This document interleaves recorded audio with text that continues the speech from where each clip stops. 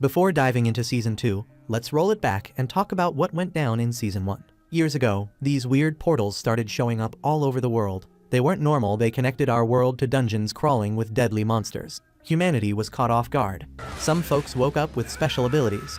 These people, called hunters, became the only line of defense against the chaos. That's where Jin Woo comes in. He's an E-rank hunter, the lowest of the low.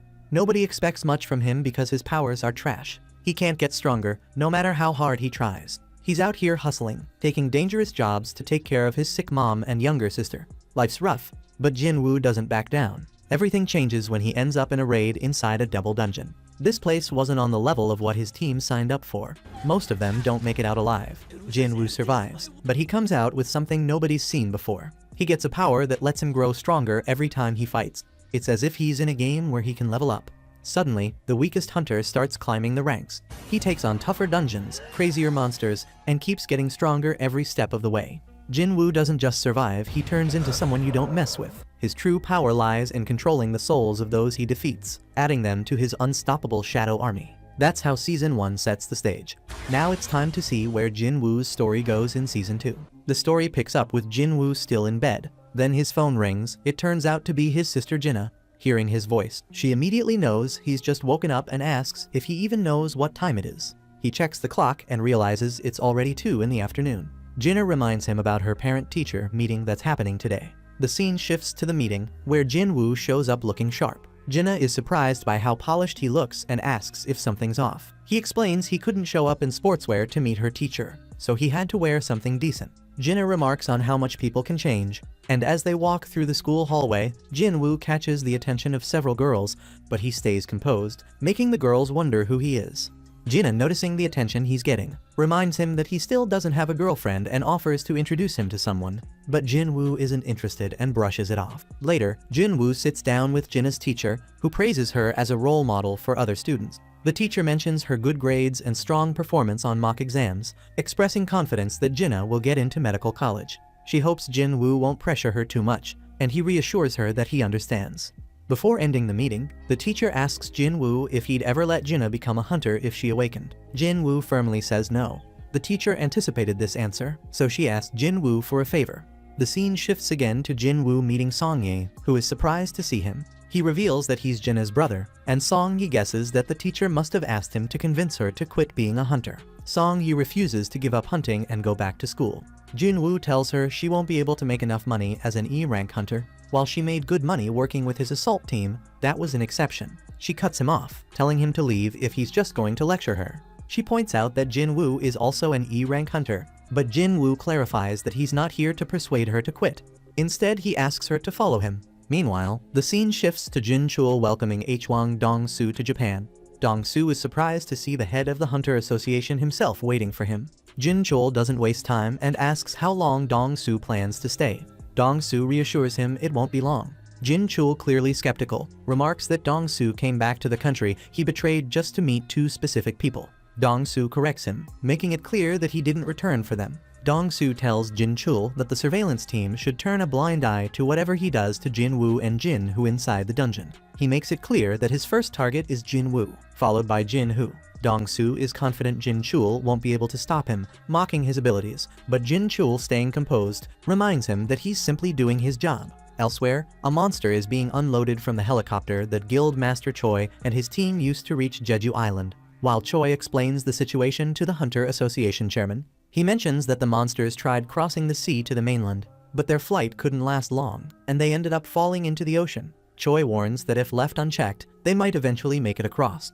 Gun-hee promises to do whatever it takes to stop that from happening. The scene shifts to Jin Woo meeting up with Sang Min. Sang Min is surprised to get a call from him, especially since Jin Woo rarely reaches out. He also notices that Song Yi is with Jin Woo. Jin Woo apologizes for the sudden request, but Sang Min brushes it off, saying it's no big deal. Sang Min is surprised when Jin Woo asks to observe their training. He explains that the gate they're working with is a level C, which recently appeared. Their conversation is interrupted by a loud, impatient man demanding that they start the raid. He grumbles about wasting time, saying they're not here for a picnic. Jin Woo looks at him curiously, and Sang Min introduces him as Kim Chul, a rank hunter who works as a tanker. Kim Chul is visibly annoyed, complaining about letting low ranks watch his raid. Sang Min explains to Jin Woo that this assault team is made up of 1 rank A, 5 rank B, and 2 rank C hunters. Including Jin Woo and Song Yi, there are 10 people in total. Jin Woo isn't thrilled about the group size. He brought Song Yi along to show her how tough dungeon raids can be, but it feels like this many people might water things down. Sang Min's assistant tells Jin Woo to stay on the sidelines and let the newer hunters take the lead. Jin Woo agrees and keeps his distance. The group enters the gate, but Jin Woo immediately senses something off. The gate behind them starts acting strange, shifting and turning red. Realizing what's happening, Jin Woo tries to escape, managing to squeeze his head out just enough to warn Sang Min to contact the assault team. Before he can get fully out, the gate pulls him back inside. Sang Min quickly contacts Yoon Ho, letting him know about the unexpected appearance of a red gate. Without hesitation, Yoon Ho heads their way. Meanwhile, inside the gate, Jin Woo and the team wake up in the middle of a vast snowfield. Everyone is stunned to realize the gate has disappeared, leaving them wondering how they're supposed to get out. Kim Chul steps up, explaining that this is a red gate. Song Yi, confused, asks what that means. Jin Woo breaks it down for her, explaining that unlike regular gates, red gates cut off all contact with the outside world. The only way out is to defeat the dungeon boss or wait for the dungeon to collapse. He adds that the outside world can't interfere, and the dungeon is filled with dangerous magic beasts. And suddenly, arrows rain down on them. One of their teammates is killed instantly, but Jin Woo reacts in time to catch an arrow aimed at Song Yi, saving her. The rest of the team notices and realizes they're surrounded by ice elves. Jin Woo sees that the elves are far away, which explains why he didn't sense them earlier. He also notices they specifically targeted the 2 weakest members of the group.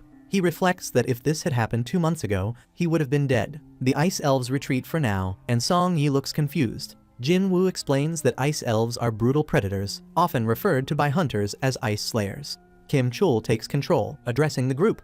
He reminds them that no help is coming and says if they want to survive, they'll have to follow his lead. He announces that the group will split into 2 teams, claiming it's the best way to ensure more of them make it out alive. He warns that staying in this freezing environment is a death sentence and offers survival to anyone who joins his group. Most of the group agrees to follow Kim Chul, but he quickly singles out the weaker members, telling them they can't come. Then he explains that 1 day inside the dungeon is equal to an hour outside, and it could take months to defeat the boss or wait for the dungeon to collapse. Kim Chul bluntly says he won't carry dead weight, promising to come back for the weaker ones after the boss is taken down. One of the girls in the group decides she'd rather stick with Jin Woo. Kim Chul scoffs at her decision, calling it foolish. But she quietly tells Jin Woo she's certain Kim Chul didn't notice the arrow earlier. Then she whispers that there's no way Jin Woo is just an E-rank hunter. She believes that Jin Woo's not an E-rank and thinks he might even be a rank or higher. Kim Chul announces that his group will take the main road, so Jin Woo offers to lead his team into the forest instead. After some time, Kim Chul's group notices deep claw marks on the trees. He explains that they have entered Ice Bear territory and predicts that the E-ranks in Jin Woo's group will not survive. Moments later, they sense movement and realize they are surrounded by ice bears. One of the bears charges, but Kim Chul blocks it with his shield and cuts it down with his axe. Without hesitation, he moves to engage the other bears as well. Meanwhile, the girl in Jin Woo's group spots claw marks and stops the team. She warns them that they've entered Ice Bear territory and urges them to turn back before encountering the beasts. Jin Woo, however, suggests going deeper. He explains that if this is Ice Bear territory, they'll only have to deal with the bears, which are weaker than the elves. The girl realizes he's right, no other magical beasts would dare come near because of the bear's presence. As they move forward, Jin Woo notices the temperature dropping. He takes coats from his inventory and hands them out to the group. Everyone is shocked to see him using summoning magic. They put on the coats, finding them warm and comfortable. Song Yi asks Jin Woo who he really is, but he brushes off the question, saying his only job is to protect her since he brought her here. He asks her not to push for answers and hopes the others will do the same. Suddenly, an ice bear appears.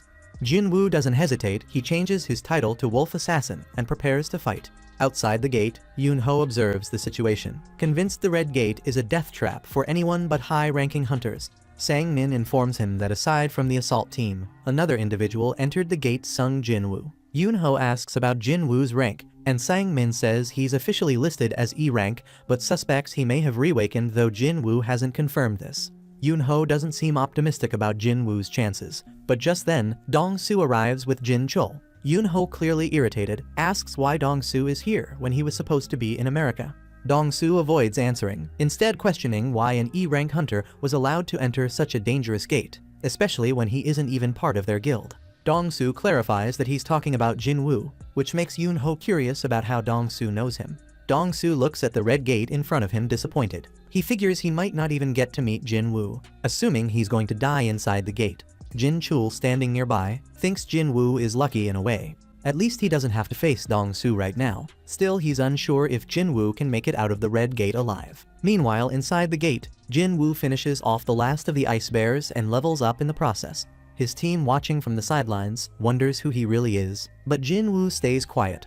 Later, everyone sits around eating bear meat, marveling at how Jin-woo managed to take down all those bears by himself. Then the girl warns them not to let their guard down, reminding them that the monster's lair must be nearby. Song-yi, noticing Jin-woo heading out for exercise after dinner, is surprised, but she can't believe he's training after fighting so many monsters. Then she comments on how strange he is, and the others agree. Elsewhere, Jin-woo stands outside the ice bear's lair. Then he summons his shadow army to test their strength. The shadows attack the bears, cutting them down with ease. Some of the bears manage to tear apart parts of the shadow army, but the shadows regenerate quickly, drawing mana from Jin-woo. The mages in his army provide support, and Jin-woo observes that the shadows are performing better than expected, though they're draining his mana faster than he'd like. But suddenly, the ice bear boss appears and attacks with overwhelming force, wiping out Jin-woo's entire shadow army in a single powerful move. His mana is nearly drained, leaving him unable to summon reinforcements. With no other option, Jin-woo summons Igris. The bear charges at Igris, but he dodges and counters with precision, slicing the bear and forcing it to its knees. The beast makes a final attempt to attack, but Igris beheads it before it can get close. Jin-woo watches in awe, thinking that if Igris had used his sword in their fight, he probably would have lost. Even now, Igris might still be stronger than him. Then he compliments Igris for a job well done. The scene shifts to Kim-chul's party, now in the middle of a fight with elves. Everyone except Kim-chul is dead. He's in shock, and unable to believe how badly things have gone. Kim-chul reflects on how close he was to becoming an elite member of the White Tiger Guild. However, as he watches the elves closing in, along with the last survivor of his party, panic takes over, and he turns to flee. Jin-woo stands tall over the lifeless death bears, flexing his insane necromancer skills when he commands them to rise. Their shadows emerge from the corpses, joining his growing army of shadows. Outside the portal, Sang-min explains that the strike force has been trapped for 3 hours, which translates to about 3 days on the inside. Red gates are no joke, so Dong-soo assumes Jin-woo is already a goner and starts preparing to leave. But then he stops, demanding to know why Jin-woo was hanging around with the White Tiger Guild. Sang-min calmly replies that Jin-woo was just an acquaintance who wanted to check out a C-rank mission. Sang-min feels some relief when Dong-soo seems to accept this answer. But then Dong-soo shocks everyone by getting in Sang-min's face. He's not buying it. Dong-soo knows Sang-min has a knack for spotting fresh talent. Meanwhile, Yoon-ho steps in transformed and serious, telling Dong-soo to chill. That only gets Dong-soo angrier, and he mocks Yoon-ho, calling him a big fish in a small pond. Tensions rise, and the two unleash some of their power, shaking the area. The bystanders are terrified, knowing an S-rank fight could destroy everything around them. Despite the warnings, the two charge at each other anyway. In the same time, inside the portal, Kim-chul is relieved after barely escaping the elves. But his relief doesn't last. He stumbles upon the shredded remains of the powerful death bears. The sight is horrifying, and he can't believe the E-ranks he abandoned could have done this. As fear creeps in, he wonders if the ice slayers could be responsible and flees into the forest. Meanwhile, outside the gate, Dong-soo watches in awe as Jin-chul somehow manages to stop the brewing S-rank battle. Jin-chul humbly explains that he's only intact because the two hunters held back at the last moment. Dong-soo stays impressed but skeptical, clearly digging for something deeper. Jin-chul clarifies to Dong-soo that he reassessed Jin-woo's rank 2 months ago, and he's confident the kid is just an E rank. To add more fuel, the surveillance team concluded that Dong-soo's brother was killed by a magic beast. The place falls into an uneasy silence as Dong-soo processes the report, but it's clear the tension isn't going away anytime soon. Dong-soo knows the official story is just for show, and he figures if Jin-woo didn't kill his brother, then it must have been you, the rich kid. Jin-chul asks why he's still after Jin-woo, and Dong-soo keeps it simple: Jin-woo's an accomplice. Before things can escalate, Dong-soo gets called away. As he leaves, he mutters that Jin-woo is lucky. Sang-min watches him go, thinking how nobody really gets Jin-woo's power like he does. Sang-min is confident that Jin-woo will make it out of the red gate. Meanwhile, inside the gate, Jin-woo's group is resting by a fire when Kim-chul stumbles across them. He's furious to see them alive and thriving with weather gear, blankets, and food. Kim-chul confronts them, screaming that his team died because they had nothing. He blames them for hoarding supplies, calling them out for his dead teammates. Kim Chul pieces together that Park must have joined their group because she knew they had gear all along. Furious, he demands that whoever is responsible confess, counting down from 3. When nobody steps forward, Kim Chul screams Jin Woo's name, already convinced he's the one. Then he charges at the group, intent on taking them all out. But before he can strike, Jin Woo appears out of nowhere and absolutely crushes him. Everyone is stunned to see their leader back. Jin Woo glares at Kim Chul, disgusted that he's blaming others for his failures, but that wasn't Kim Chul's only mistake. Jin Woo senses even more trouble approaching. Turning to the shadows, Jin Woo calls out to the lurkers, telling them their aura is way too strong to hide.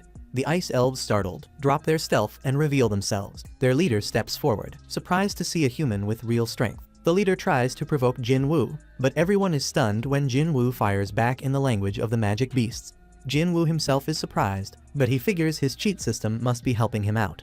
The elven leader explains why they're there. One of his men sensed Jin Woo's power when he stopped the arrow earlier, so the elves are eager to test him. But before the leader can finish his speech, Jin Woo makes his move. With a single lightning-fast strike, he chops off the head of the first challenger, silencing the wind. The boss is laughing his head off, but Jin Woo isn't smiling. Then he steps right up and swings at the boss. But the boss blocks it without a hitch, and Jin Woo knows this dude won't go down easy. The boss keeps grinning and cracks a joke about Jin Woo not being human, wondering why he's even pretending. Jin Woo doesn't understand what the guy's talking about. The boss starts laughing again, saying Jin Woo clearly doesn't know what's going on. Turns out, elves hear some voice in their heads telling them to take out humans. But when it comes to Jin Woo, we hear nothing because you're not a human. Jin Woo starts putting it together.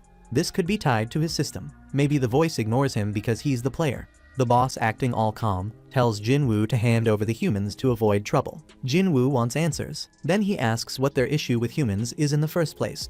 The boss starts explaining, but suddenly his body glitches like a bad signal, and he repeats himself without even realizing it. Something isn't right. Jin Woo refuses, so the boss asks if Jin Woo really wants to go against them, warning him they've got the numbers to back it up. Jin Woo doesn't flinch. He summons his shadow army, leaving everyone stunned. The boss thinks it's some kind of trick, but Jin Woo is done talking, ready to throw down, and the boss steps up. The fight explodes, blades clash, arrows fly, and blood spills everywhere. The members of the group try to escape, but the archers lock onto them. Jin Woo jumps in, showing off his incredible skills, and takes them out without hesitation. Still, he starts seeing why the boss feels so confident. These elves hit hard, way harder than expected.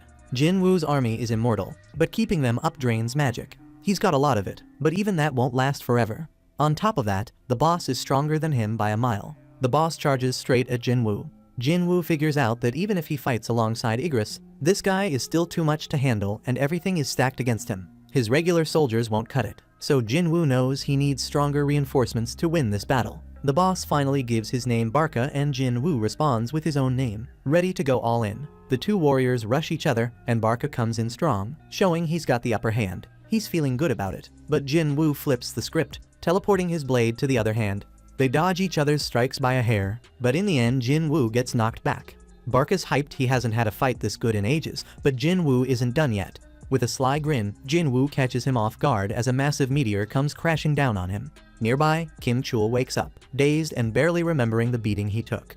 Anger flares up and he grabs his sword, cursing Jin Woo under his breath. Jin Woo's magic soldiers bought him some time, but Barca isn't impressed and comes in swinging again. That's when Jin Woo catches Kim Chul creeping up from behind. Jin Woo already saw this coming, so he has Igris throw down a smokescreen. In the haze, Jin Woo and Igris make their move and end Kim Chul's life. As Kim Chul realizes Jin Woo played him from the start, his shock is written all over his face. With Kim Chul out of the way, Jin Woo commands him to rise, and light bursts from his lifeless body. Barca is still charging, shouting that hiding won't save Jin Woo. His confidence takes a hit when a new soldier steps out and forces him back. Jin Woo introduces his latest recruit, Iron, who roars like a beast ready to throw down. Barca doesn't back down and jumps into the fight, but after a few exchanges, he picks up on Iron's lack of speed. Nearby, Song Yi watches everything go down, wondering if all hunter battles are this insane. The others shake their heads, saying they've never seen anything like this in their lives. Barca eventually decides Iron isn't enough of a challenge and calls Jin Woo and his knight to join the fight. Jin Woo's all for it, and the 3-on-1 showdown kicks off. At the same moment, Barca proves he's no joke, holding his own against all of them, but Iron's constant screaming starts to get under his skin. Then Barca decides Iron's gotta go first, but Iron's built like a fortress. Barca's confidence keeps climbing as he dodges Igris's attacks with ease.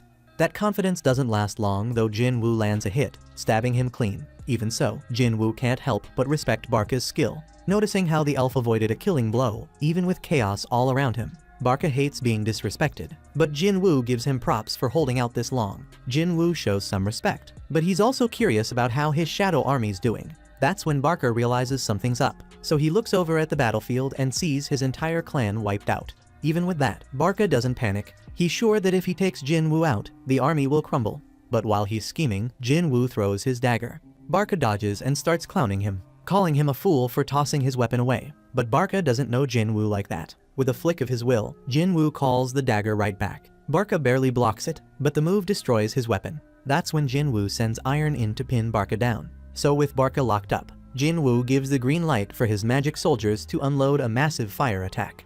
But Barca's not done yet. He breaks free, slicing through Iron and swearing to wipe out every human. Before he can make good on his threat, Jinwoo shuts him down, telling him the fight's over. Barca's still stubborn, says it's not over until he decides. But too bad for him, Iron regenerates and crushes him for good.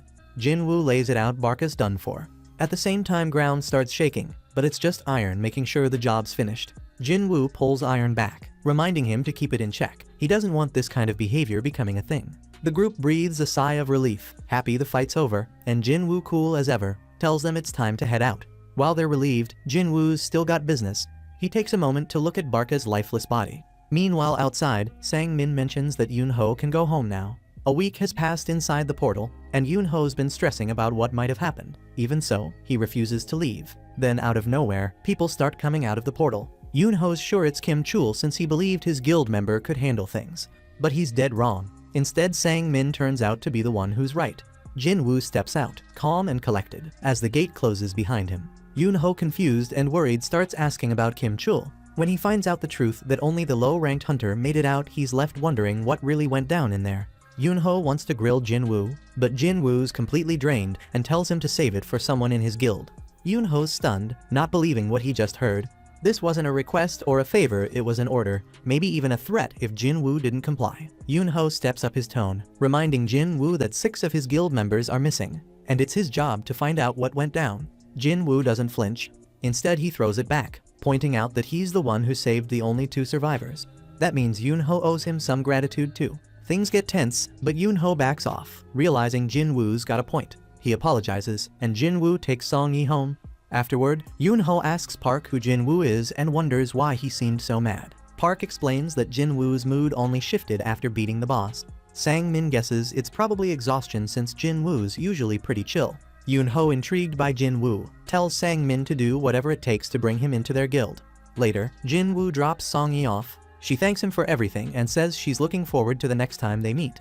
On his way home, Jinwoo reflects on the day, realizing it hasn't even been 24 hours since they got trapped. He's frustrated that all he got for his trouble was a single dagger and figures Barca must have been too high level. Looking back, Jinwoo remembers trying to make an immortal soldier out of Barca. He had 3 chances to extract him but failed every time. At least he got Iron out of the deal, but it weighs on him that this was the 3rd time he had to take human lives. The next day, Yu meets up with Jinwoo, but Jinwoo's thrown off by Yu's outfit. They're heading out on a mission, but Jinwoo tells Yu they need to pick someone up first. That someone ends up being Song-yi, and Yu is shocked by how casual Jinwoo and Song-yi are with each other. Jinwoo checks in with Song-yi, asking if she managed to get any sleep, but Yu takes it the wrong way. Worried, Yu reminds Jinwoo that Song-yi is underage. Jinwoo, completely unbothered, knows there's nothing shady going on, but Yu keeps jumping to the wrong conclusions. Sometime later, Yu watches in total amazement as Jinwoo's soldiers take down a pack of powerful beasts like it's nothing. Yu has no clue where these soldiers came from,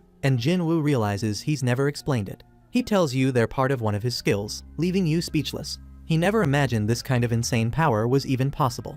With the battle over, Jinwoo orders his army to start mining the area for crystals. Yu looks defeated since he knows he can't compete with Jinwoo's army. He asks Jinwoo if he can at least have the essence stones. Jinwoo isn't selfish, so one of his soldiers steps up and offers to share. Meanwhile, somewhere else, a man is standing in the middle of a wrecked ship. A soldier is begging for his life, but the man tells him to calm down. The soldier doesn't understand him though because they don't speak the same language. The man switches to some broken English, explaining that he's human and just wants to go home. Back with Jinwoo, he and Yu are celebrating after wrapping up the 19 raids they agreed on. Yu's next step is to pass the written exam at the association to get his guildmaster's license. Once that's done, he can finally start negotiating with his father.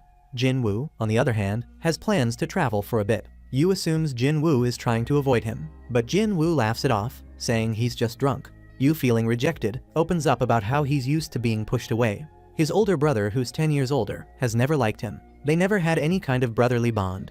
Jin-woo, though, has done so much to help him. Yu wishes Jin-woo could have been his brother instead. Seeing how much Yu is hurting, Jin-woo tells him that from now on, he'll consider Yu his little brother. Elsewhere, the mysterious man from the ship has been restrained. Investigators are trying to figure out where he came from. He claims to be a foreign hunter who got trapped in a gate 10 years ago and couldn't escape. He says he finally found an exit that brought him to a gate in America. The investigators are suspicious, worried he might be a humanoid magic beast. To be sure, they've called in an S-rank hunter named Dong-soo to do the questioning. For now, all they know about the guy is his name Il-F-Wan-sung. Later, Jin-woo tells his sister he'll be traveling for a week. She comments on how busy he's been lately and asks who he's going with. Annoyed by the question, Jin-woo brushes it off, saying he's going with a friend. Jin-woo heads back to the entrance of the demon castle. He remembers the last time he was here he was only level 20 and barely made it out alive after fighting Cerberus. Now his level is 3 times higher, so he figures this challenge should go a lot smoother.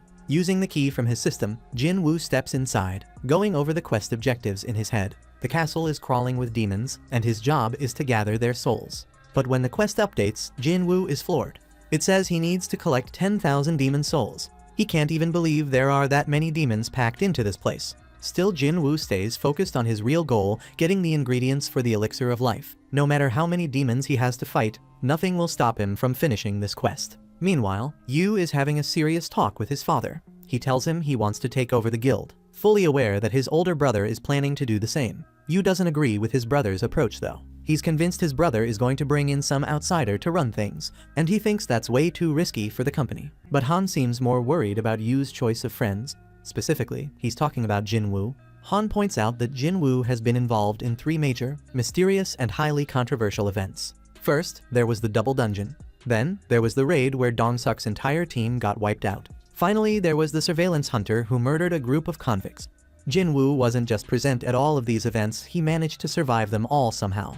On top of that, Jin-woo was also involved in the Red Gate incident, where he led the survivors to safety.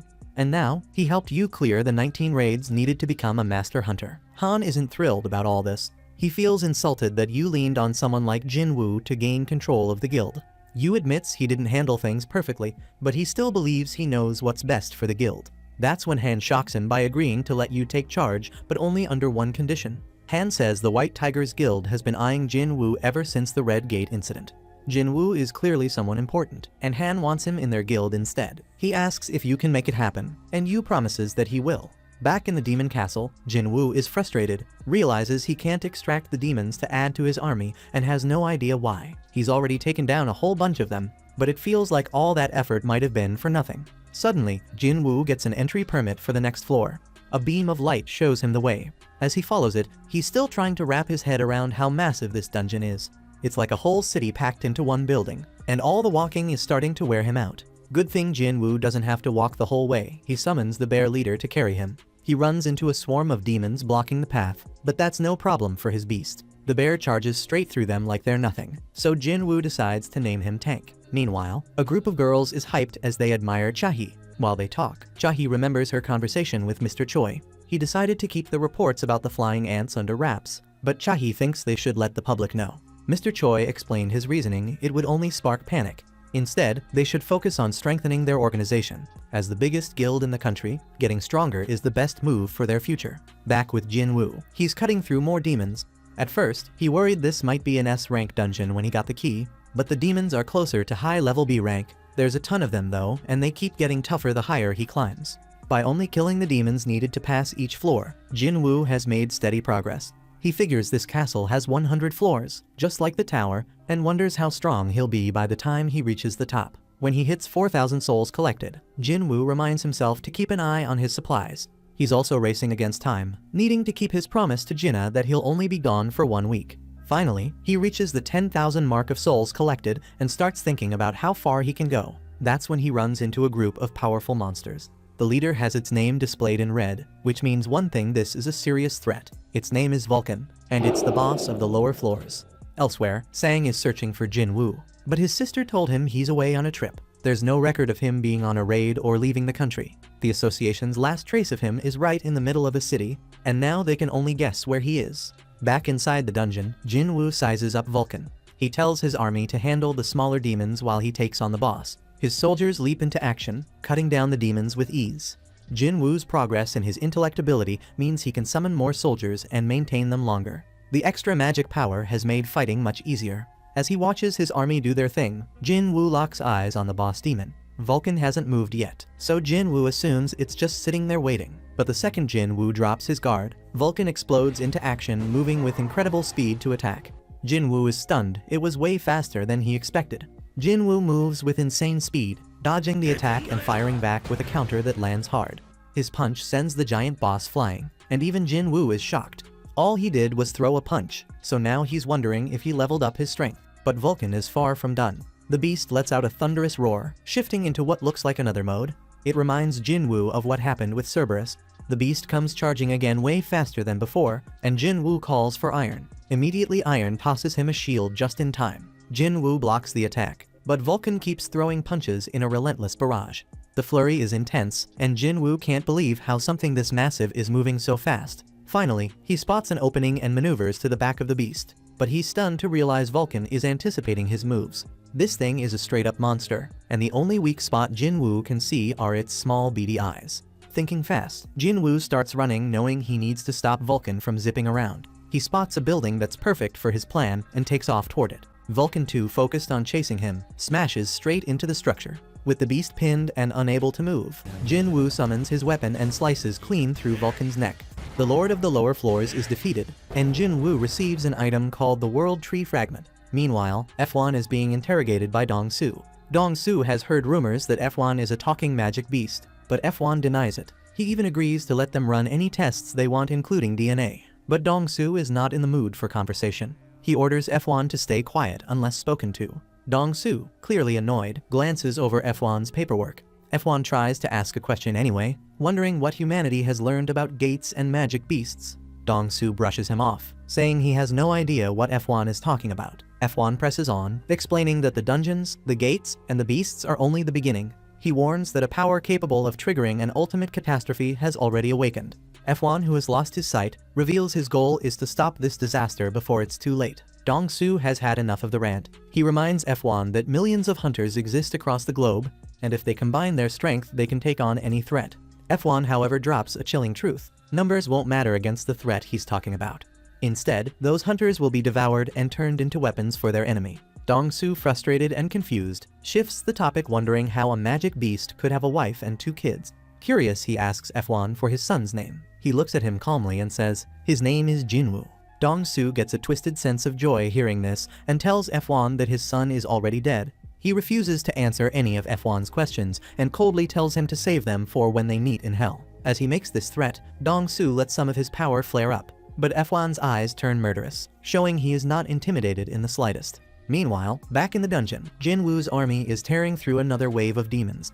Jinwoo speaks to the demon leader, pointing out how one-sided things are getting. He wonders if the demon is stunned by how unstoppable his shadow soldiers are. It becomes clear to Jinwoo that even the undead can feel fear. Without hesitation, he slices the leader's head clean off. A notification pops up, revealing that he just defeated Metis, the Guider of Souls, and his level has gone up again. Outside the dungeon, part of the city lies in ruins after a major disaster. An investigator explains that when S-rank hunters clash, it's like the whole landscape shifts, leaving destruction everywhere. Despite the damage, the investigator notes that things could have been much worse. The fight was over so quickly it barely had time to spread further. He stares at the aftermath, stunned by how fast Dong-Su was completely defeated. Back in the dungeon, Jinwoo realizes he's run out of food, meaning this is as far as he can go for now. He's reached floor 75, with 25 floors likely left. That is still a long climb, but the rewards so far have been worth it. From the skeleton he just defeated, he got a necklace. From the beast on floor 50, he picked up an earring. Both items are useful on their own, but together they unlock a set bonus that boosts all his stats by 5 points. There is 1 spot left in the set, which means another boss-level beast is waiting for him. Jinwoo also received something called the Sphere of Avaricious. It is not useful for him directly, but it doubles the firepower of magic soldiers, making it a valuable addition. Finally, he earned the option to pick the cursed random loot box. Jinwoo had worried he would not get another shot at the box, so he is relieved to receive a second key. Unfortunately, the key comes with no details, so he has no idea when or where to use it. Jin-woo shakes off the distraction, reminding himself of his real mission, the ingredients for the elixir of life. He already got the world tree fragment from Vulcan, and the spring water from Echo Forest after defeating Metis. That makes 2 out of the 3 ingredients he needs. Only 1 ingredient remains before he can save his dying mother. Jin-woo vows that the next time he steps into this dungeon, he is finishing the job. After Jin-woo exits the instance dungeon, he starts thinking about the next step. The only thing left for him is the purified Demon King's blood. He knows it's going to take everything he's got to get it, so he plans to be fully prepared. Looking at his stats, he notices how much his level has jumped after his recent journey. The issue though is that he's still ranked as an E rank hunter. Even though he can keep leveling up, his current rank won't let him participate in high-level raids. That's when Jin-woo decides it's time to drop the act and show the world what he's really made of by getting his rank reassessed. The next day, Jin-woo heads to the assessment center. Meanwhile, Kichul, Sang's right-hand man, is also at the center scouting hunters. He casually sizes up the other hunters, predicting their ranks when his eyes land on Jin-woo. Shocked to see him there, Kichul quickly calls Yoon-ho, letting him know Jin-woo is getting his rank reassessed. Without hesitation, Yoon-ho drops everything and heads to the center. While Jin-woo waits for his turn, he overhears 2 hunters talking. One of them reassures the other not to stress too much, saying the test is straightforward. The nervous guy reveals his problem. He needs to make money as a hunter, or his wife and daughter are leaving him. The other hunter encourages him, saying as long as he ranks above E, he'll be fine. He even points to the recruiters, explaining how they're eager to offer contracts to anyone ranked higher than E. Jin-woo quietly reflects on how E rank hunters have always been overlooked. Then his name gets called for the test. Inside, the examiner notes that he's here for a reassessment and assumes he knows the procedure. She asks him to place his hand on the black crystal. Jin-woo does what she says, but her expression changes when the machine displays an error. Thinking it's a fluke, she has him try again. When the same error pops up repeatedly, her superior steps in.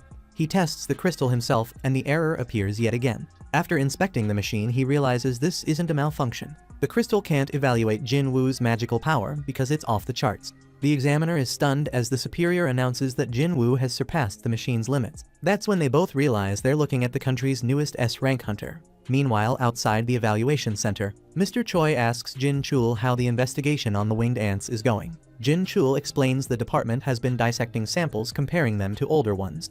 Progress is being made, but it will still take time to get solid answers.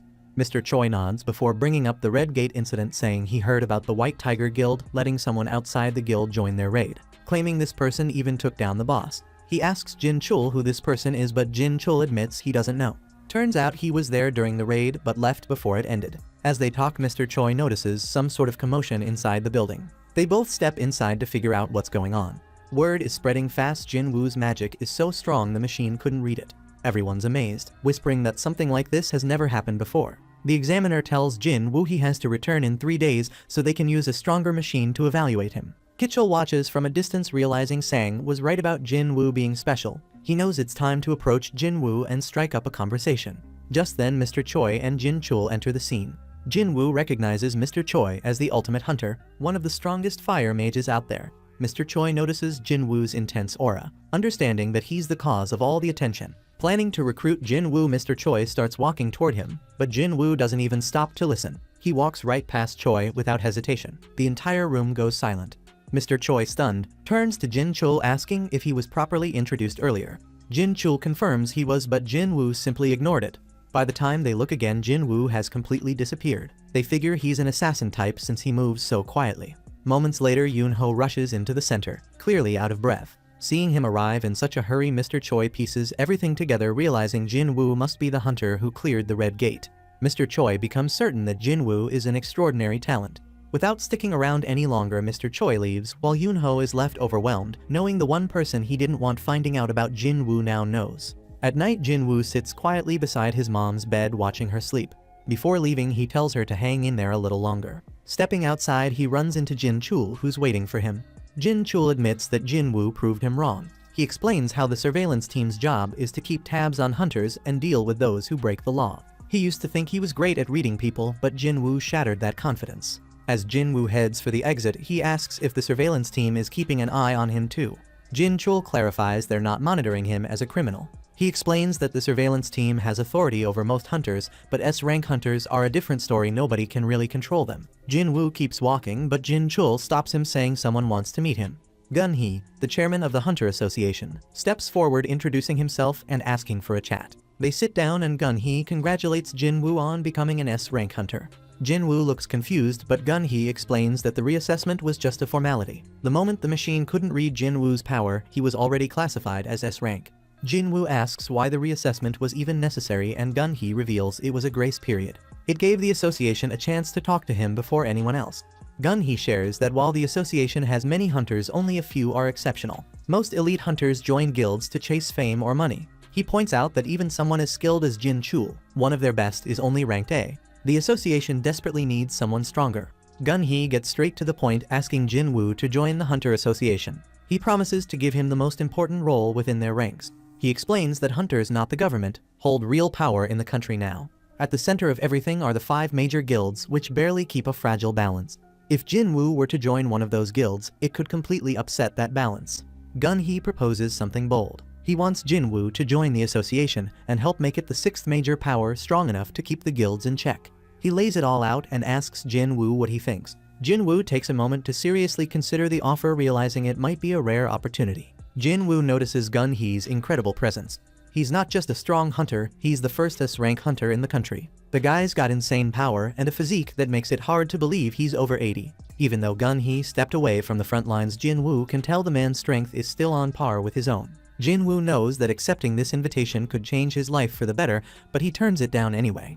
Gun-hee assumes Jin-woo's decision is about chasing money like most hunters, but Jin-woo surprises him by saying he craves the thrill of battle. He admits that the dungeon feels like home to him. Hearing those words, Gun-hee's heart skips a beat. He hasn't felt this excited in years and thinks to himself that if he were a decade younger, he'd want to fight alongside Jin-woo. Respecting Jin-woo's choice, Gun-hee doesn't push the matter, and Jin-woo heads out. After Jin-woo leaves, Gun-hee sighs, admitting to himself that even S-rank healers can't turn back the clock on aging. He tells Jin Chul to cancel all his appointments for the day because he needs some time to himself. Meanwhile, Jin-woo is determined. He knows he has to get stronger as fast as possible so he can save his mom. He doesn't have the luxury to waste time sitting around.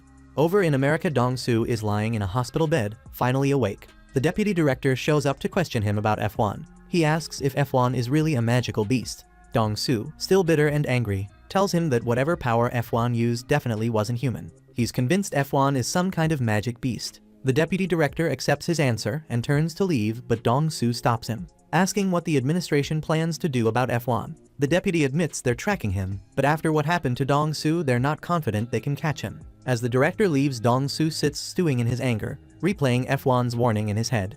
F1 had told him to stay away from his family, promising to make his life hell if he didn't. Dong-soo clenches his fists, thinking about how humiliating it all was. He knows he'll need something powerful to take F1 down, a strong artifact. It's explained that artifacts are top-tier equipment in the hunter's world, the kind of relics so rare and complex that even the best craftsmen struggle to make them. We then notice Jin-woo scrolling through an online auction site, checking out some artifacts, but nothing's catching his eye.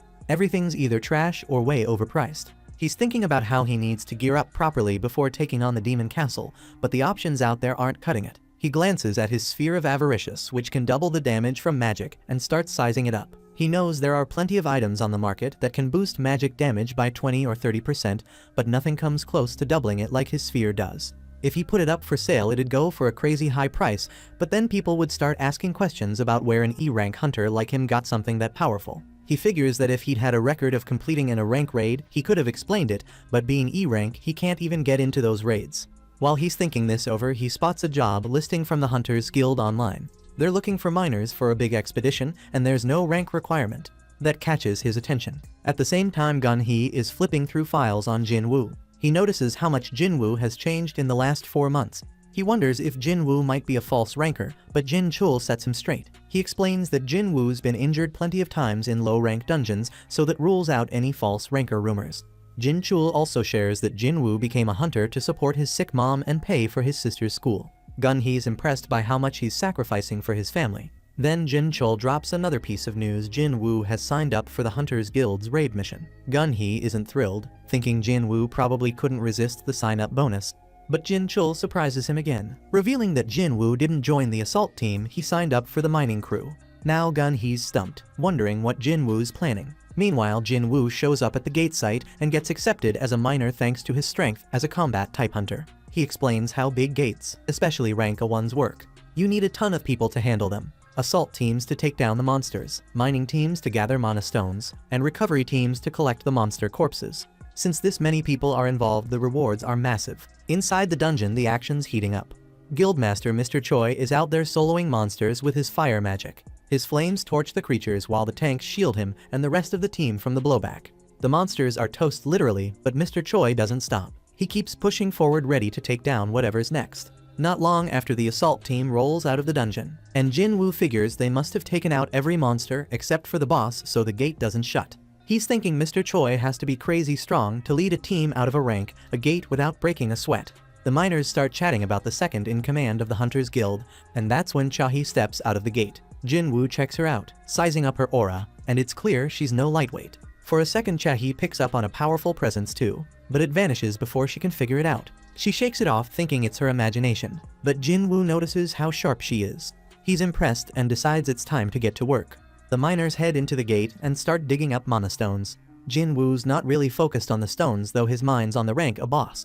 He's itching to see it with his own eyes, at least once. While he's working, he overhears some of the miners whispering about his E rank. Same old story, and he's not surprised. He brushes it off and keeps grinding. When they catch a glimpse of his muscles, they start wondering if he's really E rank. The guy looks way too strong for that. After a while, it's lunch break, but Jin-Woo keeps swinging his pickaxe.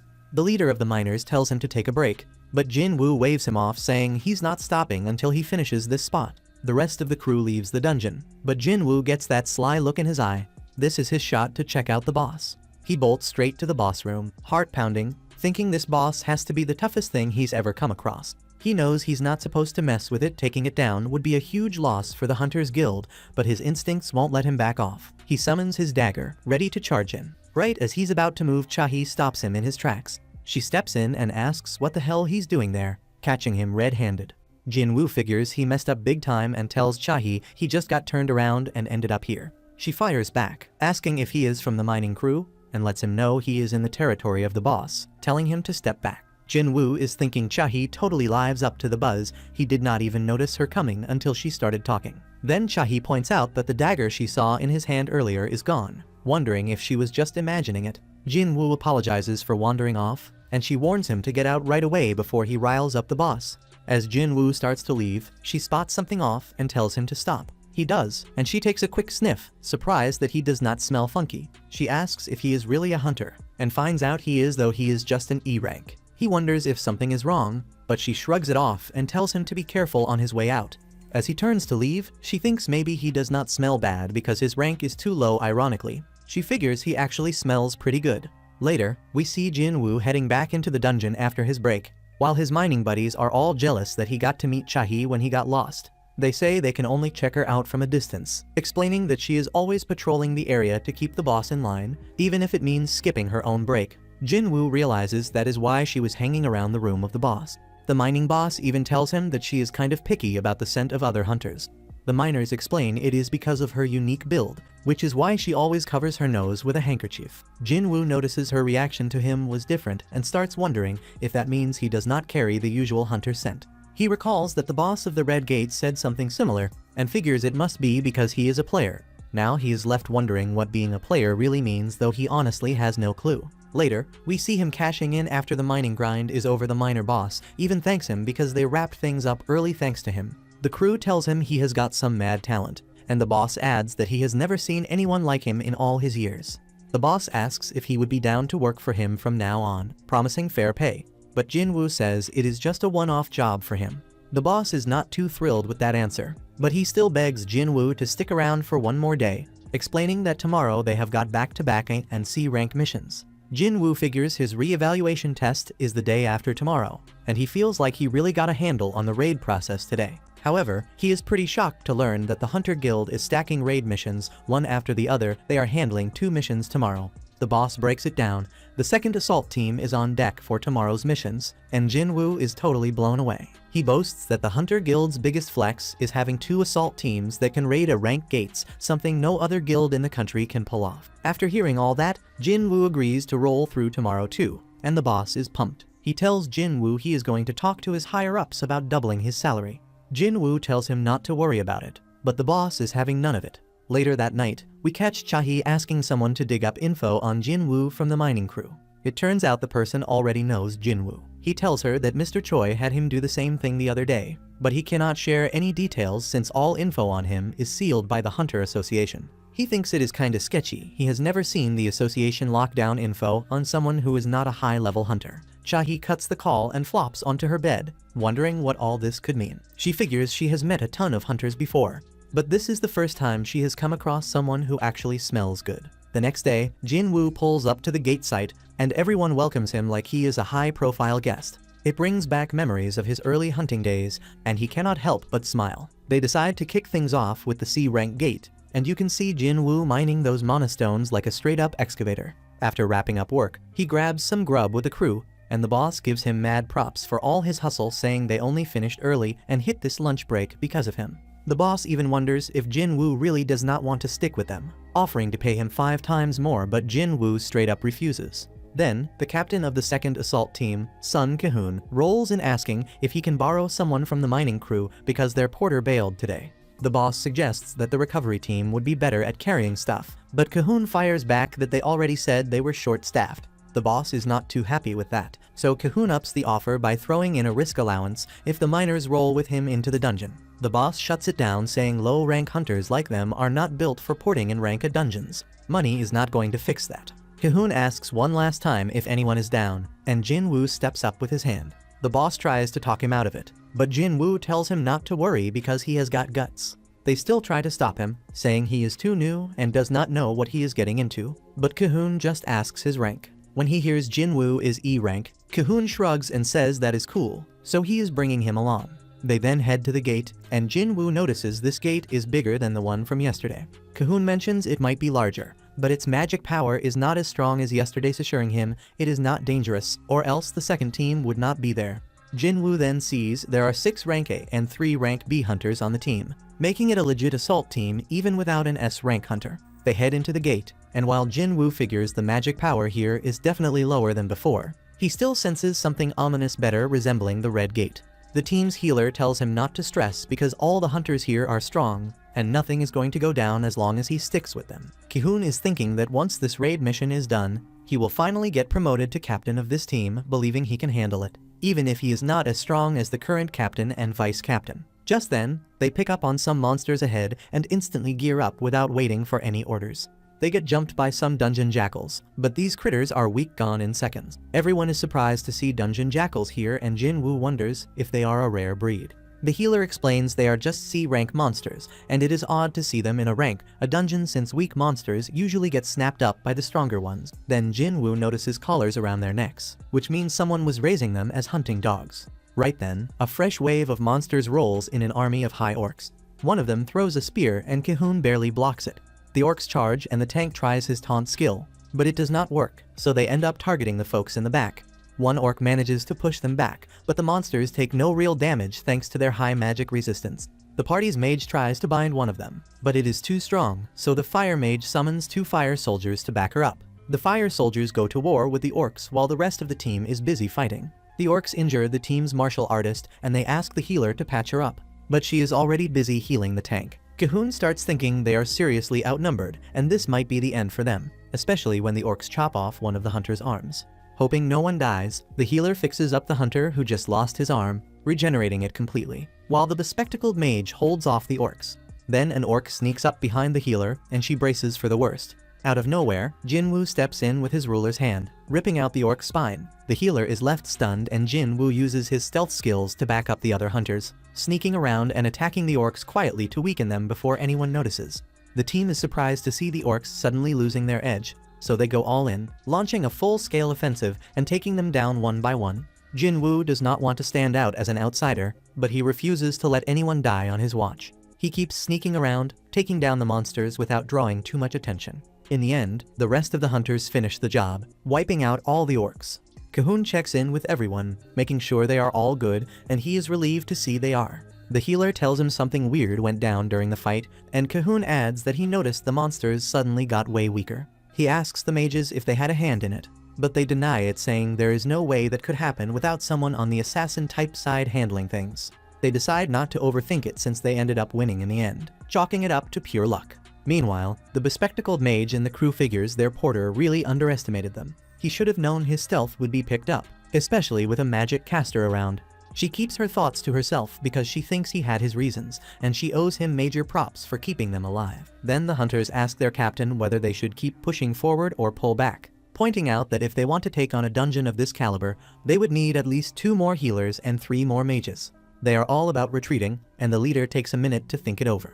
Jinwoo gets why some might stick around in a dungeon, but he hopes the boss makes the right call. In the end, the leader decides to pull out, and everyone is relieved. They roll up to the exit gate, only to find it sealed off by a barrier. They all remember that this thing was not there when they first rolled in, so the mages step up to break it down feeling grateful they chose to dip because this dungeon is clearly packing some high-level magic. At that moment, everyone feels a huge surge of magical power washing over them, and they start wondering if that surge comes from the boss. The mages hustle to tear down the barrier, and Jinwoo begins questioning why a spike of magic like that was not picked up when they were still outside, seeing as even a B-rank hunter should have caught wind of it.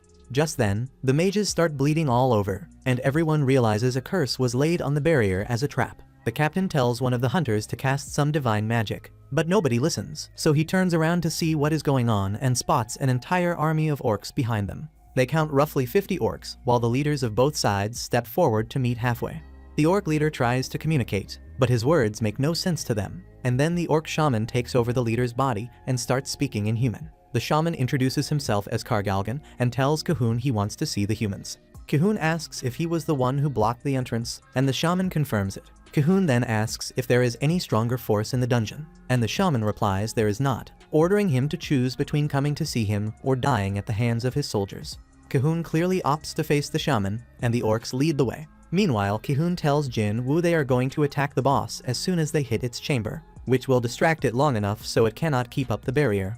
He orders Jinwoo to take the chance to dip out and alert the other assault team, leaving Jinwoo to wonder if they are setting themselves up for a fatal end.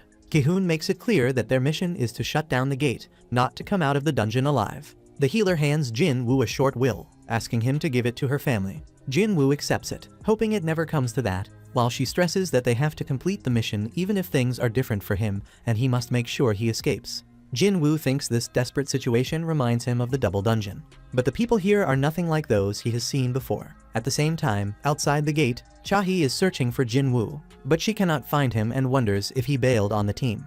The boss of the mining crew notices her, and when she asks about Jinwoo, she learns he went inside the gate as a porter. Back inside the gate, Jinwoo and the others arrive at a throne room where they are greeted by Kargalgan and a massive army of orcs. Meanwhile, outside the gate, Chahi stands there, wondering why Jinwoo went inside as a porter, knowing damn well he's only got one life to live. She remembers seeing him just yesterday, standing in front of a boss room with a weapon in hand. There's something about him that feels off. She turns to the leader of the miners, telling him she's heading in to check things out. She asks if they got any weapons lying around.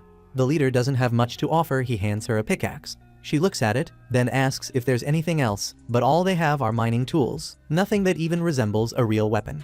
Chahi figures she'll go in empty-handed, but the leader asks if she's sure about that. After thinking for a second, she takes the axe.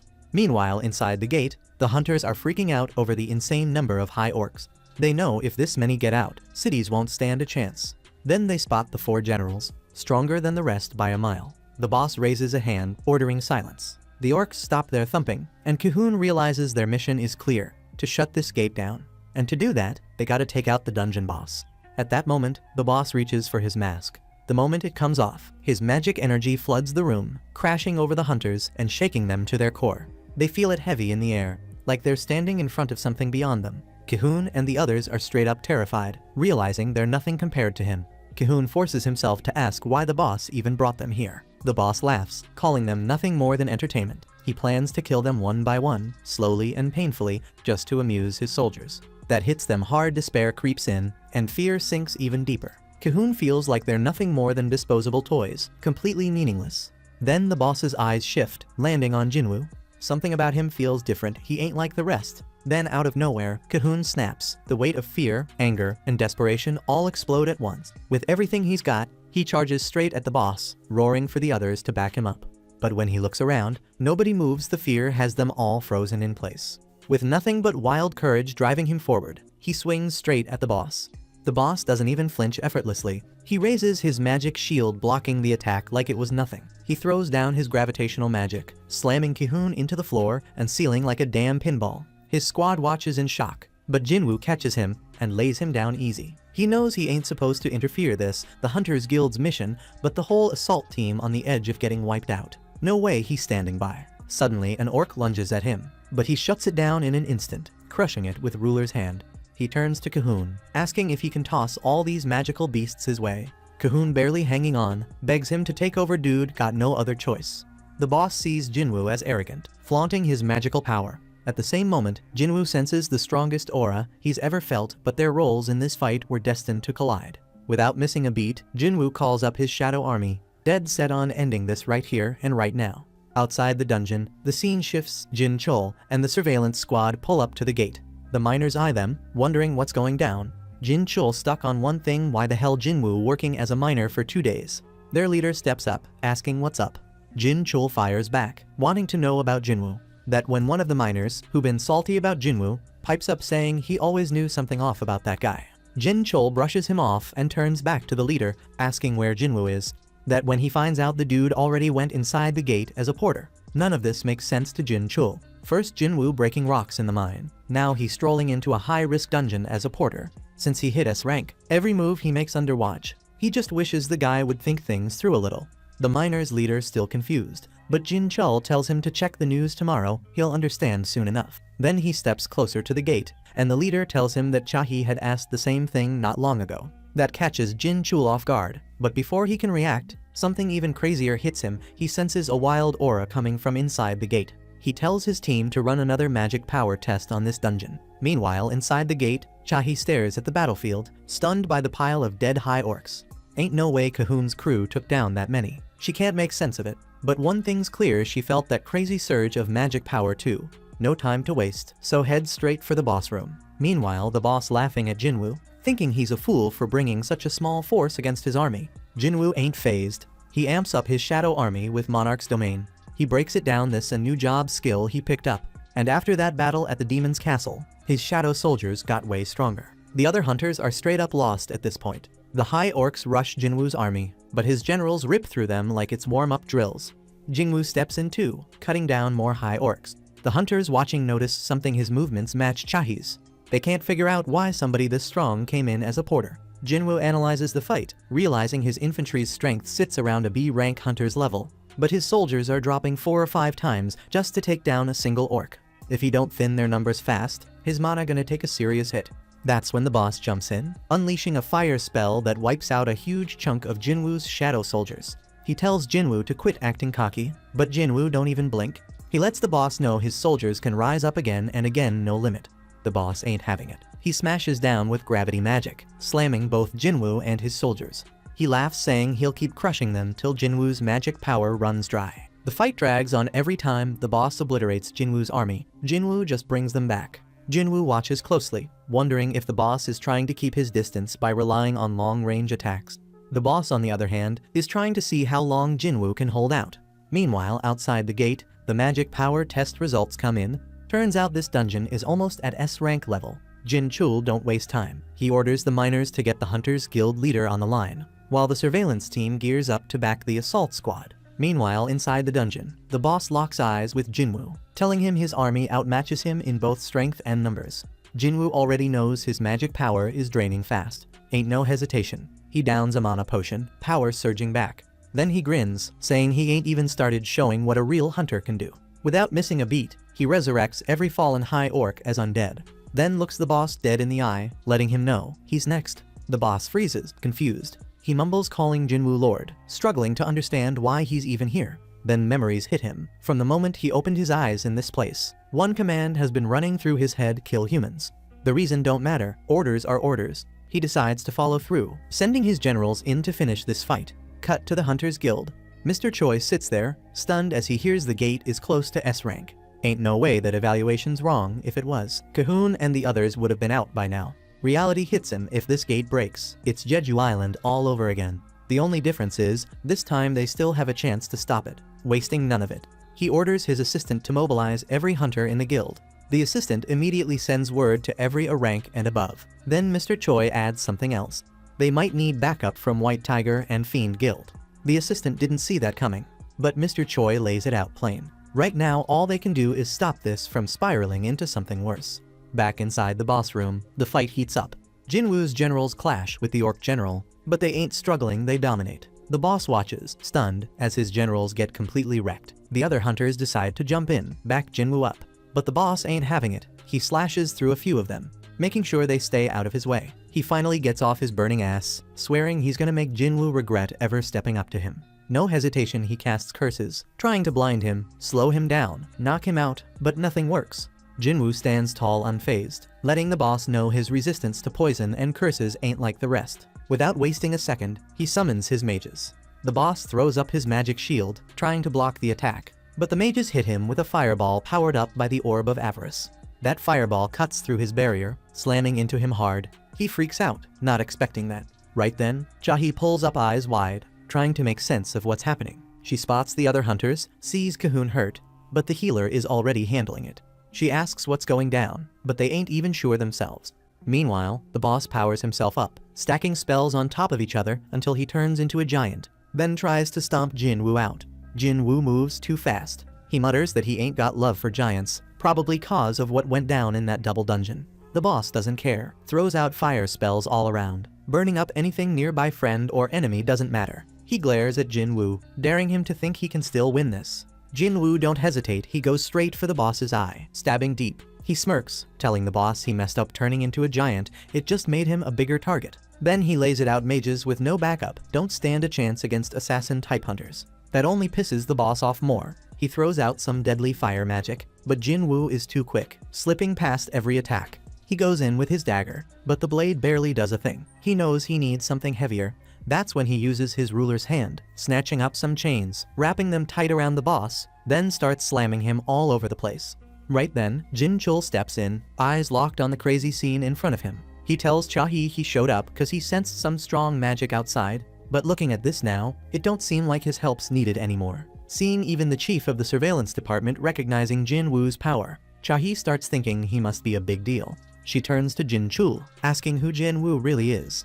Jin Chul shrugs, says he don't even know the guy like that. At that moment, Jinwoo tells the injured boss his fate was sealed the second his guards died. But the boss refuses to go out like that, so Jinwoo calls up his own former guards to finish the job right then and there. After wrecking the boss, Jinwoo levels up and pulls the boss's soul straight out. He sees he can name him, but don't even remember what the boss was called, so he names him Fang.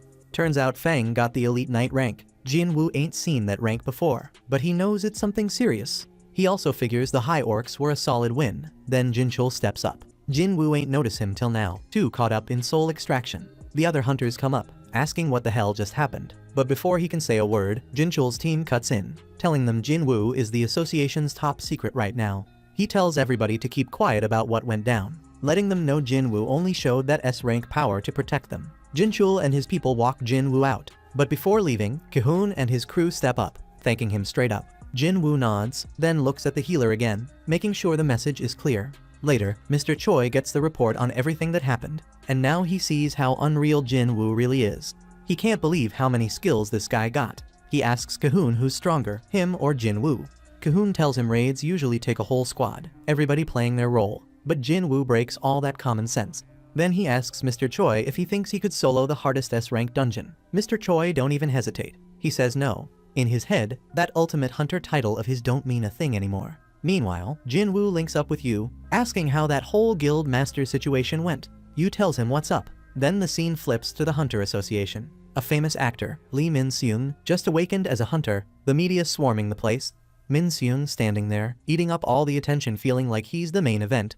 The scene transitions to Yoon-ho and Choi rolling up at the Hunter Association, swarmed by media thinking they showed up to recruit Lee Min-seung. Yoon-ho looks confused as hell, shaking his head before saying that ain't why he's here. Choi's heard the name but points out the guy already signed with the Fiend Guild, adding that they're here for something else. With that, the media loses interest and moves on. Yoon-ho remembers hearing Choi had trouble with that A-rank dungeon that almost tipped into S-rank. Choi shrugs, saying it wasn't as bad as what the White Tiger Guild went through in the Red Gate, they lost people. Yoon-ho says he heard Choi was real close to calling him for backup.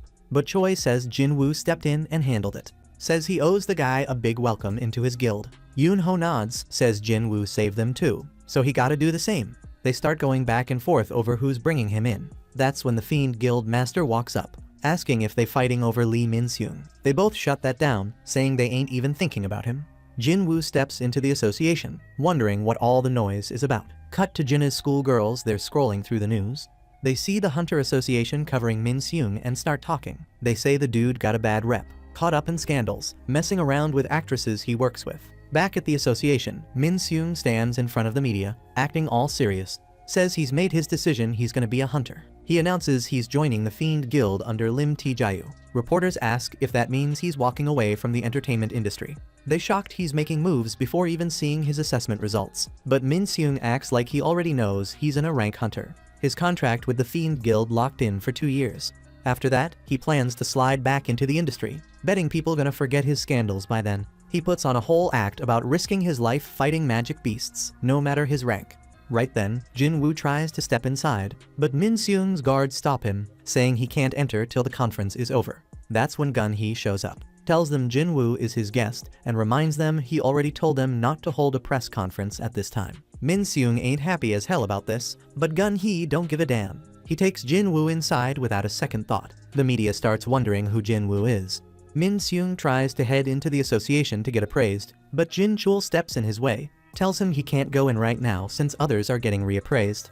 Min-seung looks at him, asking if he knows who he's talking to, throwing out threats, saying he could lose his job with just one word. Jin-chul don't even flinch, tells him he don't know him and warns him to stay outside unless he wants trouble. Gun-hee leads Jinwoo straight to the reassessment venue. Jinwoo walks in and notices Choi and Yoonho already there, waiting to see his results. He steps into the assessment room, and before they check his power, they ask what kind of abilities he got. Jinwoo summons one of his soldiers right in front of them. Gun-hee ain't fooled though. He knows this ain't all Jinwoo can do, since Jin-chul already filled him in on what the guy is really capable of. Jinwoo decides to stop playing around. He summons his whole army, letting them know he got at least 100 more where that came from. Gun-hee watches straight up stunned. Choi and Yoonho can feel his magic power, realizing it's stronger than theirs. Once the appraisal's done, Jinwoo walks out with his brand new S-rank hunter license. Now that he's officially ranked, nobody gonna question him if he sells the Spear of Avarice. He figures he can flip it for cash and use the money to get himself fully geared up. He's got his mind set on conquering the Demon Castle next, and Gun-hee's looking forward to seeing what he can pull off. Jinwoo leaves the association. Choi and Yoonho are already outside, waiting to talk to him, hoping to recruit him. But he walks right past them, saying he got other things to take care of. Right as he steps through the doors, cameras start flashing. The media's all over him. Somewhere else, Song-yi sees his face pop up on the news and calls Jinna over. Jinna stares at the screen, straight up shocked her brother's an S-rank hunter now. All of Jinwoo's people see the news. Some can't believe it, while others knew it was coming. Back at the association, the media don't give a damn about Min-seung no more. They're all up in Jinwoo's face, throwing questions at him left and right. At the same time, Yu tells his father he couldn't get Jinwoo to join his guild. He remembers how Jinwoo straight up turned him down, saying he got something he gotta handle first, and he gotta do it alone. Jinwoo told him he needs to get stronger to make it happen, and joining a guild right now would only slow him down. Then he flipped it on Yu, told him to follow him instead. Yu's father ain't having it, asks him if he even realizes how selfish he's being. Reminds him that he originally put this whole thing in his brother's hands, but changed plans just because Yu pushed for it. And now he's talking about walking away like it's nothing. Then he looks him dead in the eye and asks if he really thinks that's fair. Yu flashes back to his time with Jinwoo, then looks his father dead in the eye, saying he's going to Jinwoo no matter what. At the same time, association staff keeping the media from getting too close to Jinwoo. Yoonho offers to take him home, saying dealing with the press gonna wear him out. Jinwoo tells him there's no need, then without hesitation speeds right past them, slipping through the crowd before anyone can react. Choi's straight up stunned, can't believe Jinwoo's that strong physically even though he's a mage. Yoonho tries to follow his movement, but realizes he lost track of him. He starts wondering if Jinwoo's gotten even stronger since last time they met. Jinwoo's got his own thoughts, he just needs to get the right gear now. The next thing, we see him at an auction house. He walks up to a staff member, says he needs something to protect against fire attacks. The staff asks what it's for, and Jinwoo tells him it's to handle the heat inside a dungeon. The guy shows him a cloak and some rings, says they're solid and affordable. But Jinwoo checks the price, it's still a little too high. He asks if they can lower it. but the staff says prices are fixed. Then, with a smirk, he tells Jin-woo if he can break the glass holding the equipment, he might just get it for free. Jin-woo's caught off guard, but gets ready to punch the glass anyway. Right before he swings, the staff stops him laughing, saying he was just joking. Tells him even if he couldn't break it, one little vibration would have set off the alarm. Then he says sorry, admitting he took the joke too much. Jin-woo feels kinda weird about it, so he tells the staff he wants to check out some weapons too. The guy in charge of weapons takes him over to see some short swords, and meanwhile, the other staff notices something. Jin-woo somehow cracked the glass without even touching it. While Jin-woo's checking out a short sword, he asks how much it costs, and damn, it's pricey. He can't believe they're charging that much. So he pulls out a dagger he just bought from his own store and asks how much they'd pay for it. The staff tells him it could sell for 100 million. Jin-woo's caught off guard, he only paid 2.8 million gold for it in the store. That's when it hits him, items from the store must be worth way more than what he's paying. If that's the case, he figures he won't have to sell the Sphere of Avarice after all. He dips into the bathroom for a sec, and then the scene cuts to the White Tiger Guild headquarters. Yoonho's sitting there, thinking about Jin-woo's strength. He knows Jin-woo's second awakening ended a while ago, but somehow, the guy's still getting stronger. Then a thought crosses his mind, what if he's been looking at this all wrong? What if Jin-woo's a hunter who just keeps leveling up? The scene shifts again, this time to Jin-woo's house. Jinna notices the media finally backed off. She's relieved, means she can go back to school without all the attention. Jin-woo figures the association must have stepped in to help with that. Jinna, annoyed, says that he could be on TV if he wanted, but tells him not to drag her into it. Jin-woo thinks there's no point arguing, it's not like it's up to him anyway. Then he lets her know he'll be gone for a week starting tomorrow. She's surprised, wondering what he'll be doing. Right then, Yu shows up at the door. Jinna looks at him and says he must be one of Jin-woo's friends. Yu smirks and says he's Jin-woo's right-hand man. Jin-woo shrugs it off and tells Jinna he'll be working with this guy for the week. Yu has no idea what he's talking about, but Jin-woo taps his shoulder and he gets the message, play along. Late at night, Yu's knocked out sleeping in Jin-woo's room. Jin-woo checks on Jinna, thinking things might have calmed down for now, but the whole world knows he's an S-rank hunter now, so he's gotta stay sharp. He summons Fang's guards from earlier and notices there are only 3 of them. He remembers Fang had 4. One of them reminds him the last one got launched to the ceiling by Jin-woo, and his shadow extraction didn't reach that far. Jin-woo doesn't sweat it. 3 are enough. He leaves one behind to watch over Jinna and moves on. Up on the roof, Jin-woo figures he needs to step up security in the neighborhood too. So he sends out some of his soldiers to patrol the area, keep things in check. The next morning, Yu and Jin-woo are driving somewhere. Yu thanks him for letting him crash at his place. Jin-woo tells him he didn't have to bail on his house.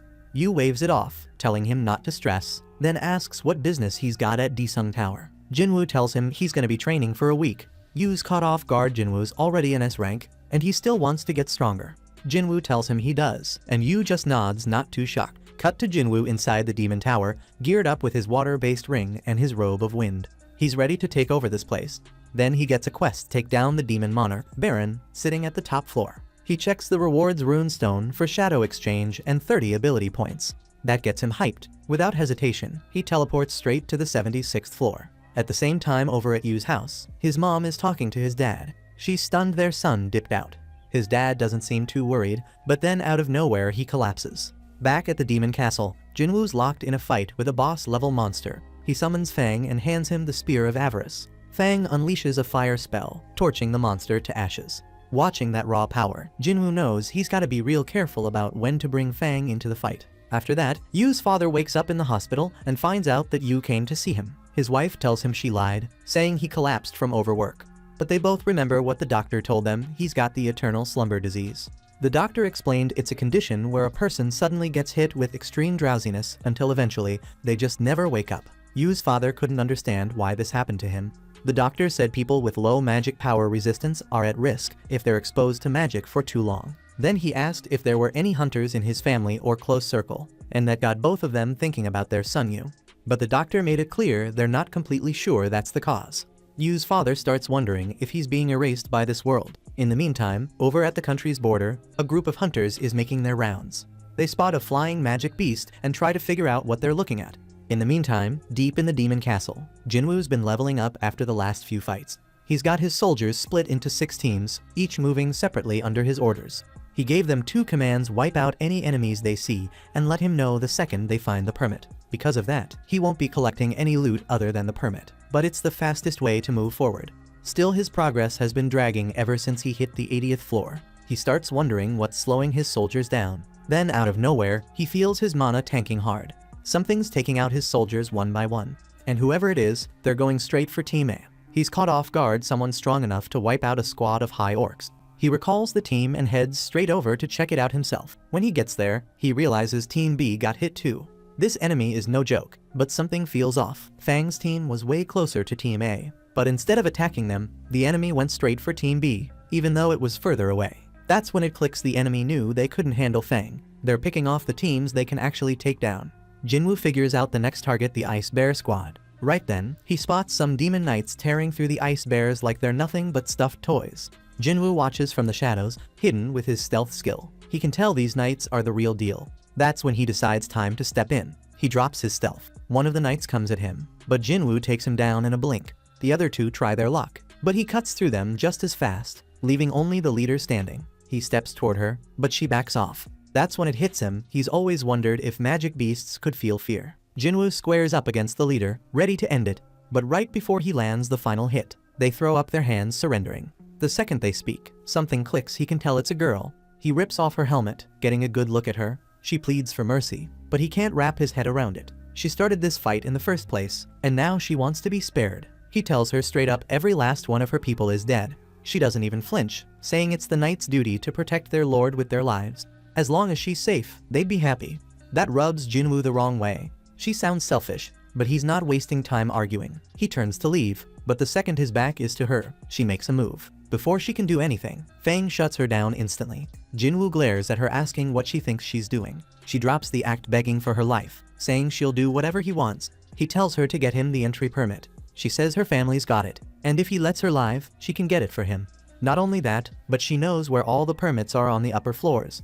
If he guarantees safety for her and her family, she'll take him straight to them. That explains a lot. Jinwoo had been wondering why he couldn't find the permits. Turns out her family's been hiding them.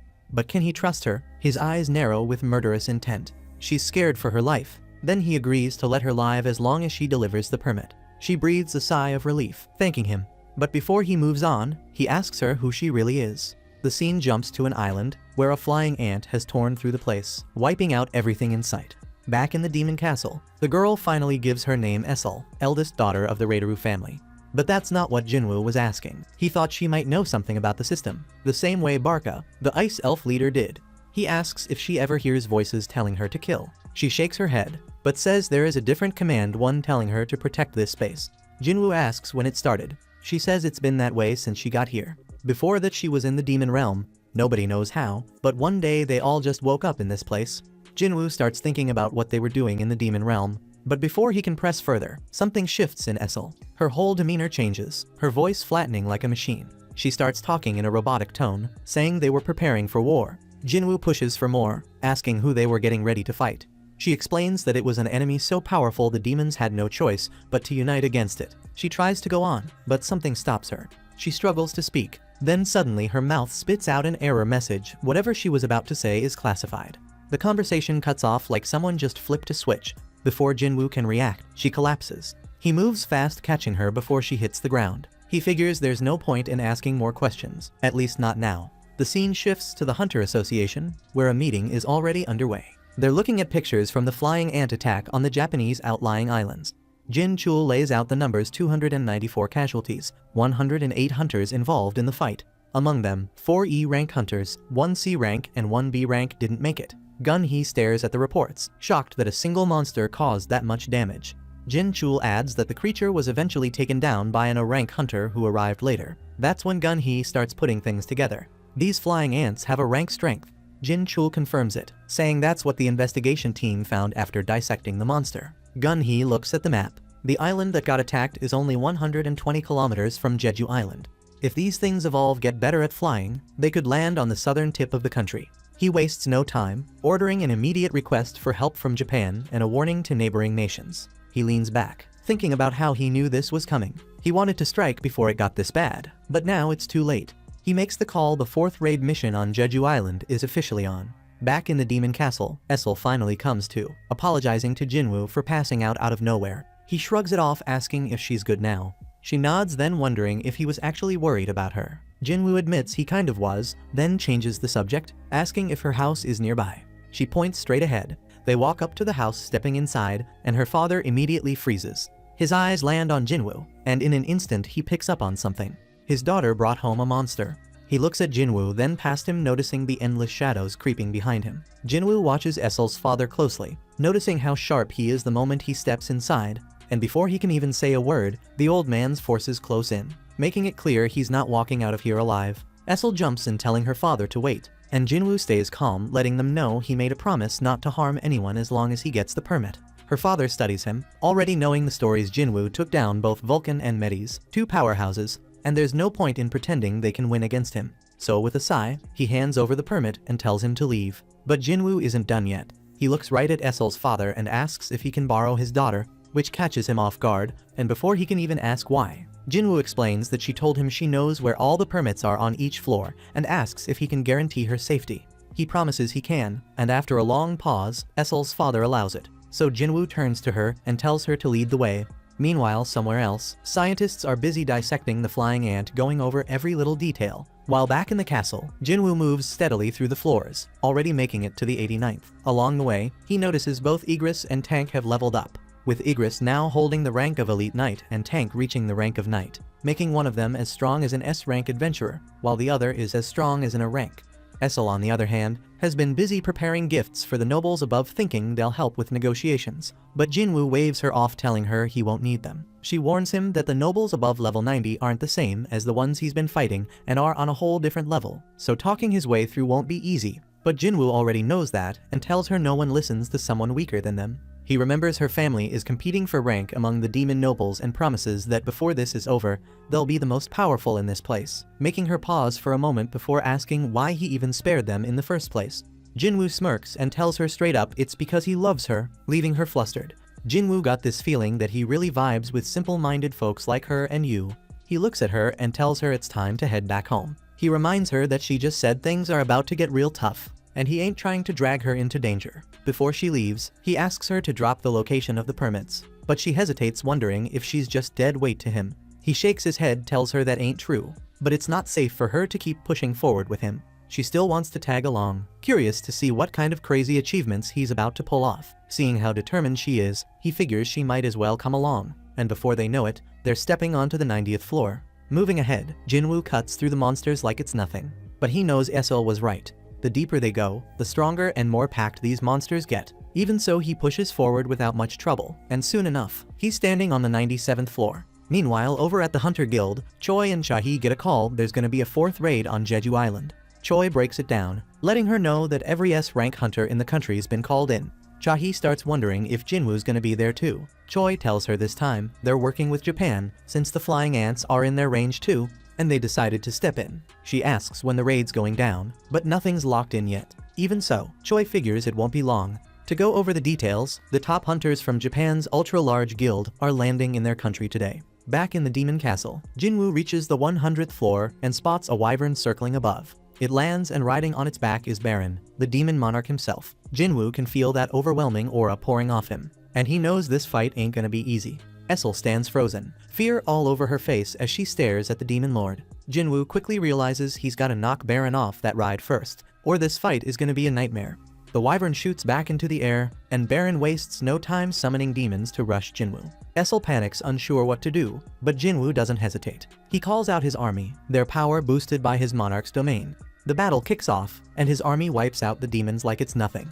Essel watches in shock, blown away by Jinwoo's strength. But even after everything, she's not sure if he can really take down Baron. Looking at him now, she starts questioning whose side she should even be on.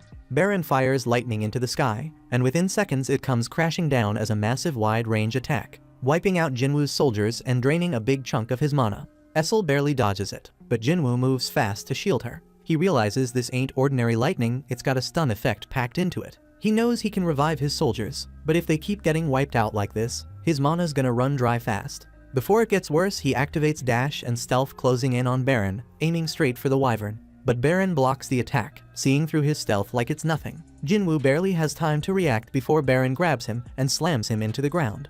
Before he can recover, Baron fires off a homing lightning breath, but Jinwoo dodges just in time. Fang intercepts the attack, taking the hit for him. Then right as Baron is still up there, Igris steps in and slices the wyvern's head clean off, forcing Baron to crash down to the ground. Jinwoo exhales relieved. He was getting tired of having to keep looking up at this guy. Meanwhile, at the Hunter Association, a major meeting is underway. The guild master of Draw Sword Guild, Gotoryuji, arrives with his interpreter Hankawa. Gunhee explains that Draw Sword is one of Japan's strongest guilds, boasting 11th rank hunters, making it the second largest in Asia. Gunhee observes Goto and can feel the aura around him. The guy carries himself exactly how you'd expect from a guild master of that level. Hankawa thanks the association for accepting their joint assault proposal, but Gunhee waves it off, saying there's no need, they were the ones who asked Japan for backup first. She then reveals what their research has uncovered. They've analyzed all the provided data and dissected the winged ants, identifying two crucial details. First, the flying ants grow rapidly after hatching, but only live for a year, meaning if they kill the queen, the rest will naturally die off within that time. The second discovery is about their behavior. Reviewing the past 3 raids, they've confirmed that the ants are drawn to strong magic power. Hankawa explains that they plan to use this habit against them, and Gunhee acknowledges how thoroughly they've studied the ants' movements. Hankawa translates Goto's statement. Draw Sword Guild is sending 10 of their 11th rank hunters, and their mission is to lure the ants out. The Korean hunters are set to take down the queen ant, while the Japanese hunters act as bait. Jin Chul isn't too sure about this plan since it means facing thousands of ants head-on, but Goto doesn't have an issue with it. They're not really fighting, just drawing the ants away. Their AI simulation confirms this is the best approach, and Gunhee agrees to go with it. Meanwhile, in the demon castle, Jinwoo and his army are still locked in battle with the demons. He's moving too fast to even grab a mana potion, and he can already tell he's running low. Igris, Iron, and Fang are going toe-to-toe with Baron, but he's shutting down all their attacks with ease. Jinwoo moves in, but Baron blocks him too. Then out of nowhere, Baron grabs Jinwoo by the head, trying to finish him off right there. Before he can, Igris intercepts the strike, giving Jinwoo an opening, drives his blade into one of Baron's hands while Igris stabs the other, and his shadow army moves in, pinning Baron down. Baron roars and fires off another lightning breath, wiping out most of Jinwoo's army in an instant. Jinwoo feels that his mana is completely drained. Baron summons his blades, and the two clash at insane speeds. Blow after blow, Baron starts overpowering him and finally manages to knock his weapon away. He goes for the kill, but Jinwoo grabs his hands, holding him back. Baron tries to end it with another lightning breath, but before he can, Essel hurls her blade at him, forcing him to flinch. In an instant, Jinwoo activates Ruler's Hand, using his full strength to tear Baron's arms straight off. Baron tries to let out another lightning breath, but Jinwoo doesn't give him the chance. With one brutal uppercut, he sends Baron's head flying off his shoulders, ending him for good. Jinwoo absorbs his soul, completing his soul collection quest. He turns to Essel and tells her to let her father know the Raideru family is taking the top spot in this tower from now on. Jinwoo finally gets his hands on the purified blood of the demon monarch, the last thing he needs to make the elixir of life. Before he starts, he checks how successful the elixir's creation will be. Turns out, the outcome depends on the intelligence level of the player. He hesitates for a moment, then moves forward with it. Once it's done, he sees he's got 6 bottles of elixir of life. To get the full effect, a whole bottle has to be consumed in one go. He wonders if this will be enough to cure his mother. That's when Iron shows up, dragging in the corpse of the dragon. Jinwoo gives him a nod of approval before extracting the dragon's shadow. He decides to name it Kaiser, since even the dragon had forgotten its own name.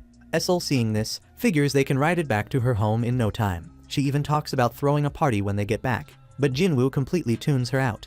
Right now, all that matters is testing the elixir of life. He remembers there should be a rune stone in his rewards. He digs through them, finds the stone, then crushes it in his hand. A rush of energy flows through him, granting him a new ability, Shadow Exchange. Now he can switch places with one of his shadow soldiers. But there's a catch. After using it, he has to wait 3 hours before he can use it again. Jinwoo sees the potential right away. He tells Issel to head home by herself. She asks if he's skipping the party, but he doesn't have time to waste on detours. Instead, he swaps places with one of his shadows near his house. Then, without missing a beat, he summons Kaiser and rides the rest of the way. Meanwhile, Jin Chul and Gunhee are locked in discussion, going over their plan. Gunhee lays it out they're going to use hunter magic power as bait to lure out the ants. Once they do, special interference waves will mess with the ants' sensory communication, giving their forces a window to storm the nest and take down the queen. Jin Chul brings up the biggest risk: what if the interference waves don't work?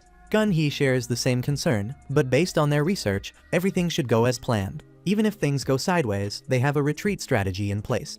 Right now, all they need to focus on is getting the hunters ready to deploy.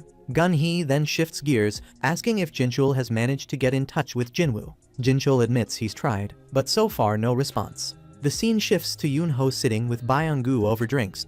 Byung-gu cracks a joke, but it's so bad Yoon-ho doesn't even react. Yoon-ho explains that Byung-gu is an S-rank healer who retired young, one of the rare hunters who managed to leave the game with all his limbs still attached. He's also his best friend, though still as eccentric as ever. Byung-gu leans in, asking if Yoon-ho is really heading back to that island, and without hesitation Yoon-ho confirms it.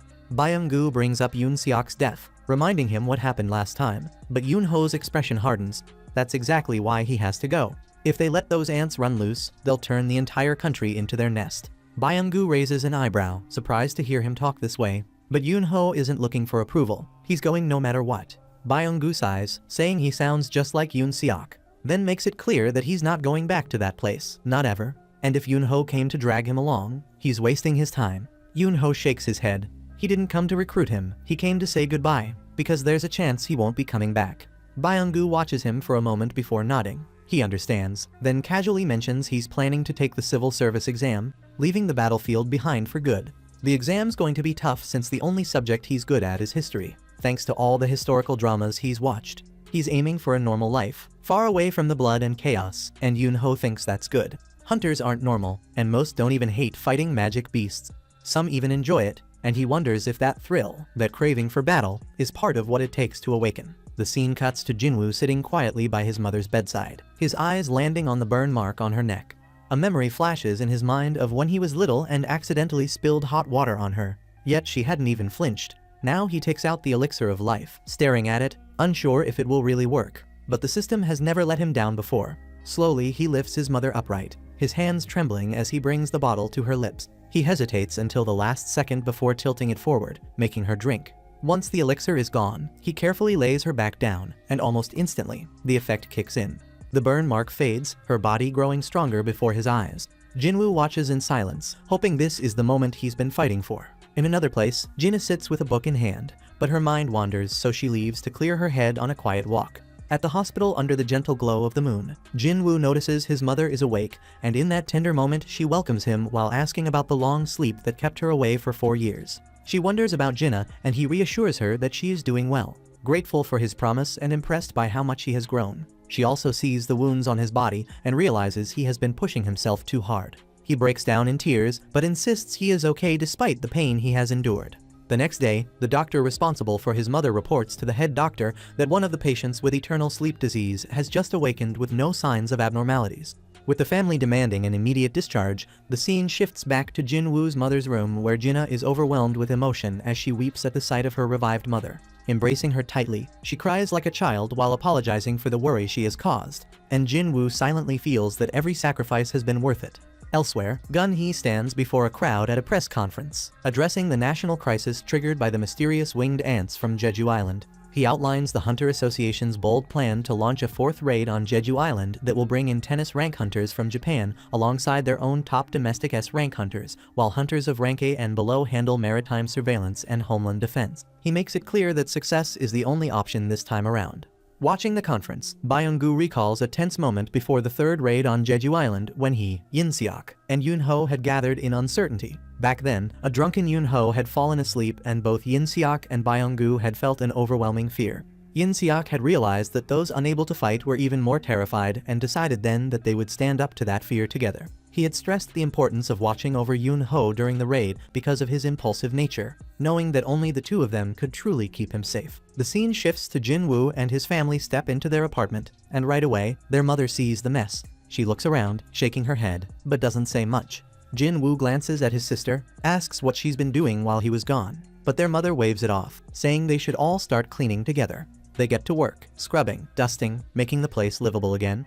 Jinwoo moves with purpose, but inside something doesn't sit right. He's done all this, fought through hell, just for moments like these, but there's this weight in his chest, this nagging feeling that he might have stepped past the line a hunter should never cross. As they clean, their mother suddenly asks if their father has reached out in the past 4 years. Silence, no one answers. She doesn't push, shifts gears, instead mentions that she heard the news Jinwoo's a hunter now.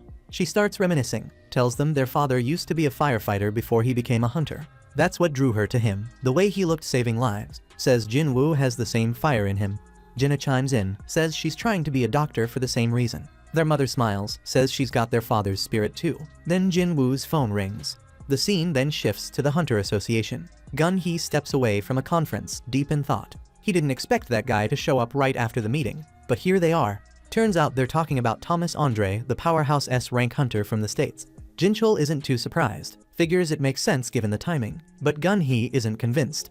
A man with that level of power doesn't move without a reason. Jinchul wonders why Thomas is even getting involved. Gun-hee thinks maybe he's here to throw some weight around about Hunter H. Wang, maybe confirm something for himself. He asks if Jin-woo is still unreachable, but Jinchul says they already contacted him, he should be on his way. Then, Jin-woo arrives at the association. He gets briefed 4 days until the Jeju Island raid. Gun-hee asks if he's in. Jin-woo hesitates. It's a perfect chance to level up. Jeju practically a goldmine for experience. But deep down he's hit his mark. There's no real reason to keep fighting. He's about to turn them down, then suddenly it hits an overwhelming surge of magic. So strong it makes his skin prickle. Gun-hee catches his reaction smirks. The S-rank hunters are warming up in the gym. If Jin-woo's curious, he's welcome to take a look. After that, Jin-woo watches as Yoon-ho faces off against his opponent in the training hall, moving swiftly, but something feels off. The other fighter takes him down and smirks, telling him to focus on his lower body. Yoon-ho doesn't hesitate getting back on his feet, ready to go again. Jin-woo is surprised, he didn't expect Yoon-ho to be struggling like this. Choi steps beside him, casually explaining that if Yoon-ho used his full strength, Hunter Ma Dongwook wouldn't stand a chance. He introduces the fighter as Dongwook from the famed guild, and Jin-woo wonders why Yoon-ho isn't fighting seriously when his opponent clearly seems capable of handling it. Choi smirks, revealing that Yoon-ho avoids using his true power in front of too many people because when he fights at full strength, he becomes something monstrous. That lines up with the rumors about him being a transformation-type hunter. Before Jin-woo can think about it more, the atmosphere shifts as the Japanese hunters arrive. One of them notices him in the stands and asks who he is, and Hankawa, standing beside Goto, immediately responds, stating that he's Jin-woo, the newly ranked S-rank hunter. Goto studies him and comments that he has the air of an assassin, but Hankawa corrects him, explaining that Jin-woo is a mage. Meanwhile, Yoon-ho and Dongwook continue fighting, and Hankawa watches with a bored expression, unimpressed by their performance. She mutters that these hunters don't even look like S-rankers, wondering if she only feels that way because she's used to seeing Goto dominate. Goto, however, tells her it's too early to make assumptions. Park Jang-soo from the Knights Guild overhears their conversation. He doesn't understand Japanese, but the dismissive tone is enough for him to catch their meaning. Hankawa then remarks that she has never even heard of Jang-soo before, and her group casually explains that it makes sense since he's only in a rank, not an S rank. Still, the Knights Guild is one of Korea's top 5. Cha-hee and Lim try to stop things from escalating, but Jang-soo isn't one to let an insult pass. The air grows tense as both sides measure each other up. Goto, sensing an opportunity, proposes a friendly spar to see the difference in strength between Korean and Japanese hunters. He states that only S-rank hunters will participate, and the rules can be decided. Gun-hee agrees but states that mages won't be included, as their power is harder to measure in direct combat.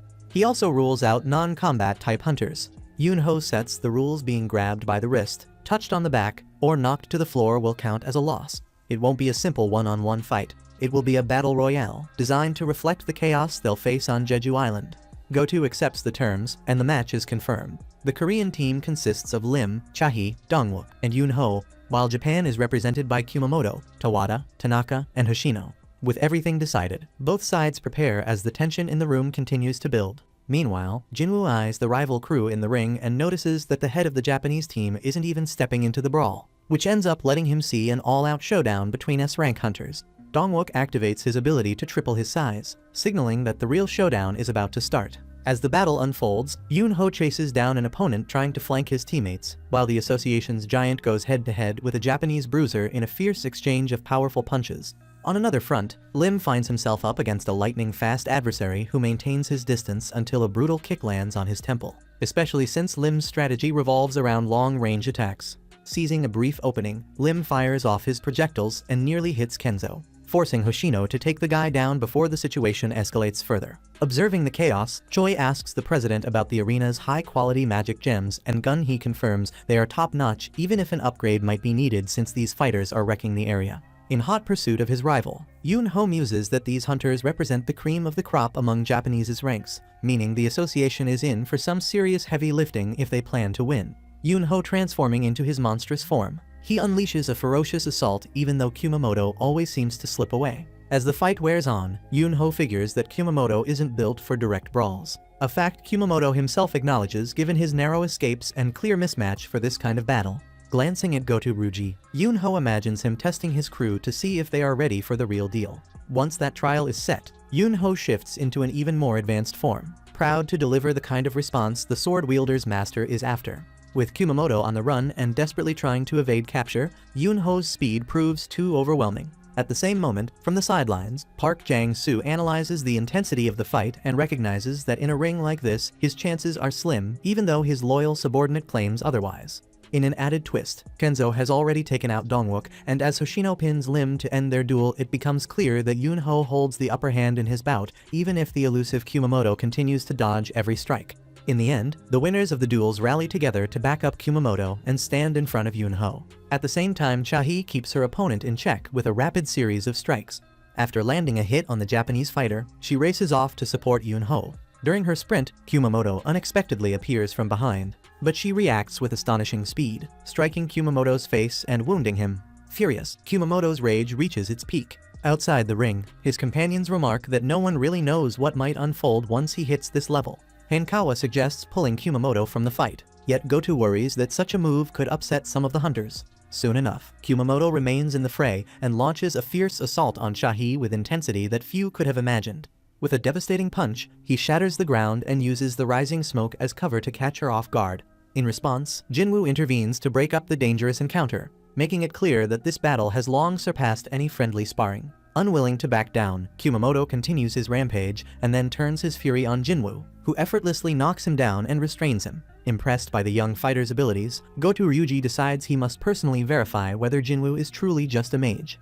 Once the Japanese fighters are under control, Jinwoo asks Chahi if she sees any problem in admitting defeat, given that Yunho has already surrendered, and she acknowledges her loss. Concurrently, Yunho reflects with regret that he would never have prevailed against those two, even if he had given his all. Shortly after, Hankawa approaches Jinwoo with word that his master Goto wishes to challenge him. Jinwoo notes the man's fierce fighting spirit and considers it an excellent opportunity to test the strength he gained in the Demon Castle.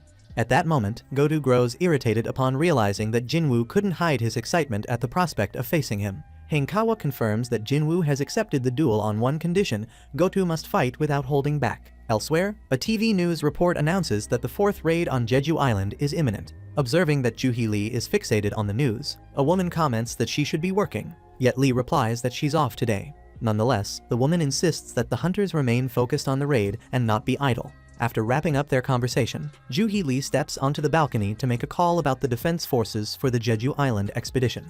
Back in the training room, Lim Tae-jae wonders what comes next, while Dongwook reveals that the renowned 10th rank fighter is set to face Goto Ryuji. Chahi reflects that she's seen Jinwoo battle in an A-ranked dungeon, yet she isn't convinced he's ready for this level of challenge. Yunho asks if the woman feels uneasy being surrounded by hunters, and she replies that on the battlefield, you can't keep your pride intact at all times. In fact, she suggests that stopping those two might be the better move, and Yunho agrees even though he usually prefers a bout between a fighter and a caster. Now he finds himself thinking the same as his partner. After all, the stakes are high. If his suspicion is right and Jinwoo is an awakened who can keep growing stronger, no one knows what might unfold. With that said, Jinwoo announces he's ready for the fight, prompting Goto to nearly land a punch on his rival's face as Jinwoo dodges just in time, sarcastically remarking that he didn't even get a chance to finish his sentence. Feeling the aura radiating from the young fighter, the Japanese master begins to doubt that Jinwoo is merely a mage. Either way, it's time to uncover who Jinwoo really is. Determined, Goto charges with all his speed, and Jinwoo admits that he is clearly a cut above the other S ranks, though his reactions aren't quite fast enough to secure a hit. Irritated by the smirk on his opponent's face, then he intensifies his assault. Lim confesses that he can barely keep track of the action, while Dongwook points out that the kid must be exceptionally resilient to dodge those punches. Yet, Chahi notices that Jinwoo isn't simply evading blows, he's also testing his opponent's strength. After a rapid series of exchanges, Goto sees his rival creating distance and dislikes how at ease he seems, so he shifts tactics. Goto then summons a skill that envelops his fist in flames and, with even greater speed than before, slashes at Jinwoo's face, followed by a blow that leaves Chahi fearing for his life. When the dust finally settles, Jinwoo blocks the attack and even teases his foe, remarking that those fiery fingers might poke his eyes out in a second. Neither fighter seems eager to wrap up the bout quickly. With that in mind, the two step back to create enough distance to amass an enormous amount of mana. Their underlings soon realize that their master is truly fighting for real. Yunho worries that someone might not make it out of this clash alive, while Goto and Jinwoo have their eyes fixed solely on the duel, as both unleash powerful surges of mana and charge directly at each other. Yunho and Chahi grab Jinwoo, and the Japanese side holds back their master to prevent the fight from spiraling out of control. Eventually, Yunho directs Hankawa to tell the master to call a halt to the conflict. Once the confrontation subsides, Dongwook jokes that Jinwoo faced the mighty Goto and ended up with nothing more than a scratch. Jinwoo reflects that although he took a risk, he now has a clear sense of everyone's strength. He even managed to slip soldiers into the shadows of 5 of them. As the Japanese guild prepares to depart, Gun-hee warns Goto that he will pass on information about the hunters involved in the raid. Left alone, the association's president sees Jinwoo approaching and asks about the Jeju Island mission. At the same time, Goto contacts a man named Ryuji and informs him about a very powerful hunter in the area. His name is Jinwoo, and he has recently undergone a reawakening that promoted him to S rank. Ryuji finds it odd that this hunter's name does not appear on the raid list, a fact that also surprises Goto. Similarly, Chahi tells Mr. Choi that Jinwoo is not joining them on the mission, although Choi believes Jinwoo has his own reasons and that something needs to be said. At that moment, Yunho notices that Byung-gu is also not headed on the mission. Finally, Choi concludes that the association still has 15 A-rank hunters available, which means victory is within reach. As night falls, Jinwoo returns home to find his mother and sister waiting with dinner. With a smile, he announces his return. During the meal, he reflects that his mother, who woke from a 4-year coma, needs him. For that reason, he will not be heading to Jeju Island. In the meantime on the island, the queen ant expresses her dismay over the cannibalistic behavior of her subjects, lamenting that the lack of prey has pushed them into self-destruction. Determined to escape the island, she insists that a mightier heir must emerge to lead her kingdom. At that moment, an egg cracks open and a creature is born, mutating into a more human-like form with 2 arms and 2 legs. The queen urges her new offspring to gain strength, and in response, it emits a spine-chilling cry that sends a surreal surge of mana through the air. The following day in the city, television news warns that flying ants are rapidly evolving once mere ground dwellers during the 3rd raid on Jeju Island. They now possess humanoid features and even wings. At the same time, Yu tries to dissuade Song-yi from enlisting in the defense force because she's still classified as E rank. Shortly after, the city's announcement system calls for hunters to help protect Korea, and Joo-hee Lee unexpectedly crosses paths with Song Chul. As dusk approaches, Gun-hee eagerly anticipates the start of the Jeju Island raid the next day. With dawn, the attack operation commences as fleets of ships near the mission area. Aboard one vessel, a Knights Guild member questions the master about their readiness to confront the ants. Park Jang-soo replies that their true capability will only be proven in battle, and they were deployed as a contingency. Nearby, the famed guild arrives by helicopter, and soon after, leader Dongwook parts ways with the vice master to head into combat. In the midst of the action, Min-sun draws considerable media attention, while Lim insists on an immediate return to avoid further complications. Later, during a briefing with the association president, Jin Chul confirms that all units are set. Gun-hee is heartened by the flood of volunteers ready to defend the nation and feels relieved that someone previously hesitant has now opted to join the offensive. Suddenly, Yunho is taken aback as he sees Byung-gu coming over, and the 2 longtime friends exchange a warm greeting. In the central city of the island, the elite squads of Bravo, Alpha, and Sword Bearers assume their strategic positions. As the hunters from the association are airlifted to their mission, they notice that the board has dispatched a crew of cameramen to broadcast the battle live. Dongwook quips about whether the cameraman is brave enough, but the man confidently explains that he's well accustomed to dangerous filming and is an A-rank professional. Yunho voices his hope that this will be the final S-rank raid on the island, worried that if not, the entire country might be at risk. Shortly after, Jin Chul informs Gun-hee that the attack team is set to move, prompting the leader to announce the commencement of the 4th raid on Jeju Island. At the same time, Goto Ryuji orders the diversionary force to give their all, unleashing a staggering surge of mana that even impresses Yunho high in the helicopter. In the chaos, ants begin spilling out from an anthill, so Choi heads to the back exit of the vehicle and bluntly eliminates the insects. However, as more ants appear every second, he quickly realizes that he'll need to intensify his efforts. Not long after clearing the immediate threat, he asks if it's time for the helicopter to land. With the craft now on the ground, Yunho is confident that the Japanese will keep the ants occupied for an hour, the crucial window the Koreans have to take down the queen. From the operations room, Ryuji orders the interference to commence, sending out a powerful signal to block the ants from receiving the queen's emergency call. Amid the unfolding battle, a rival from Chahi's simulated match warns that Kumamoto might die if he stays paralyzed for too long. One Japanese fighter questions whether it might be wiser to wipe out all the ants at once, while a colleague inquires about Kenzo's whereabouts. Off in another corner, the brute is happily smashing ants as if he were a kid having the time of his life. On another part of the island, a Japanese man spots the smoke rising from Choi's blaze and asks his partner if he really thinks he can beat that master in a duel, even though his own power is based on ice. Once Choi and his team block off the entrance to the ant nest, they press forward. Yet, the maze of tunnels makes the route confusing, and Yoon-ho wonders aloud which direction they should take. To save time checking every opening for danger, Choi conjures a fireball, clearing the way. Now it's simply about finding the tunnel that descends the deepest. He's convinced it's one specific passage. Elsewhere, Jinwoo wraps up his daily workout and feeling at ease, imagines that the S-rank expedition team will easily handle the ants, even without him there. As they follow the promising tunnel that Choi picked, Lim Tae-jayu speculates that the queen might have already fled, but Yoon-ho reminds him that leaving the island isn't an option. At that instant, Choi calls his comrades over to examine an egg chamber, sparking the belief that the queen could be nearby. At the same moment, they spot a giant egg, which fills the team with apprehension as a creature begins to emerge from it. On a different note, Kenzo, injured and desperate, pleads for the healer to tend to him. Shimizu opens her mouth to ask something in return from the big guy. But before anyone can react, something snatches the girl's head off in the blink of an eye. Kenzo and another hunter on their team sense a powerful presence nearby and ready themselves for battle, but the monster quickly decapitates Kenzo and does the same to his partner. The scene then shifts to the ant nest, where hunters are fighting white ants with strength rivaling that of S-rank fighters.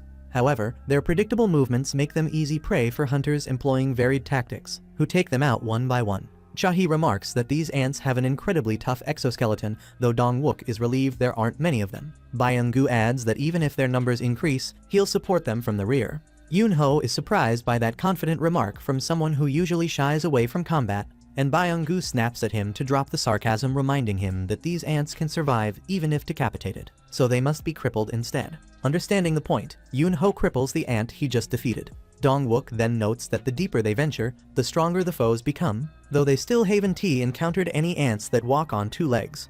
Choi speculates that such ants must be guarding the queen ant, and Lim Tae-jayu wonders if they're even on the right path, given the long journey ahead. Choi reassures him that they likely are, while Chahi concurs, mentioning that a strong scent of powerful magical beasts emanates from deep within the cave. Surprised that she can detect it from so far away, Choi suggests that Yoon-ho might use his ability to pinpoint the source. Testing it out, he manages to locate the queen. After some searching, Choi informs the group that the queen ant is in the deepest part of the cave, heavily guarded by numerous sentries. He warns that the decoys outside have their limits, and that many S-rank guards lie ahead, urging them to hurry.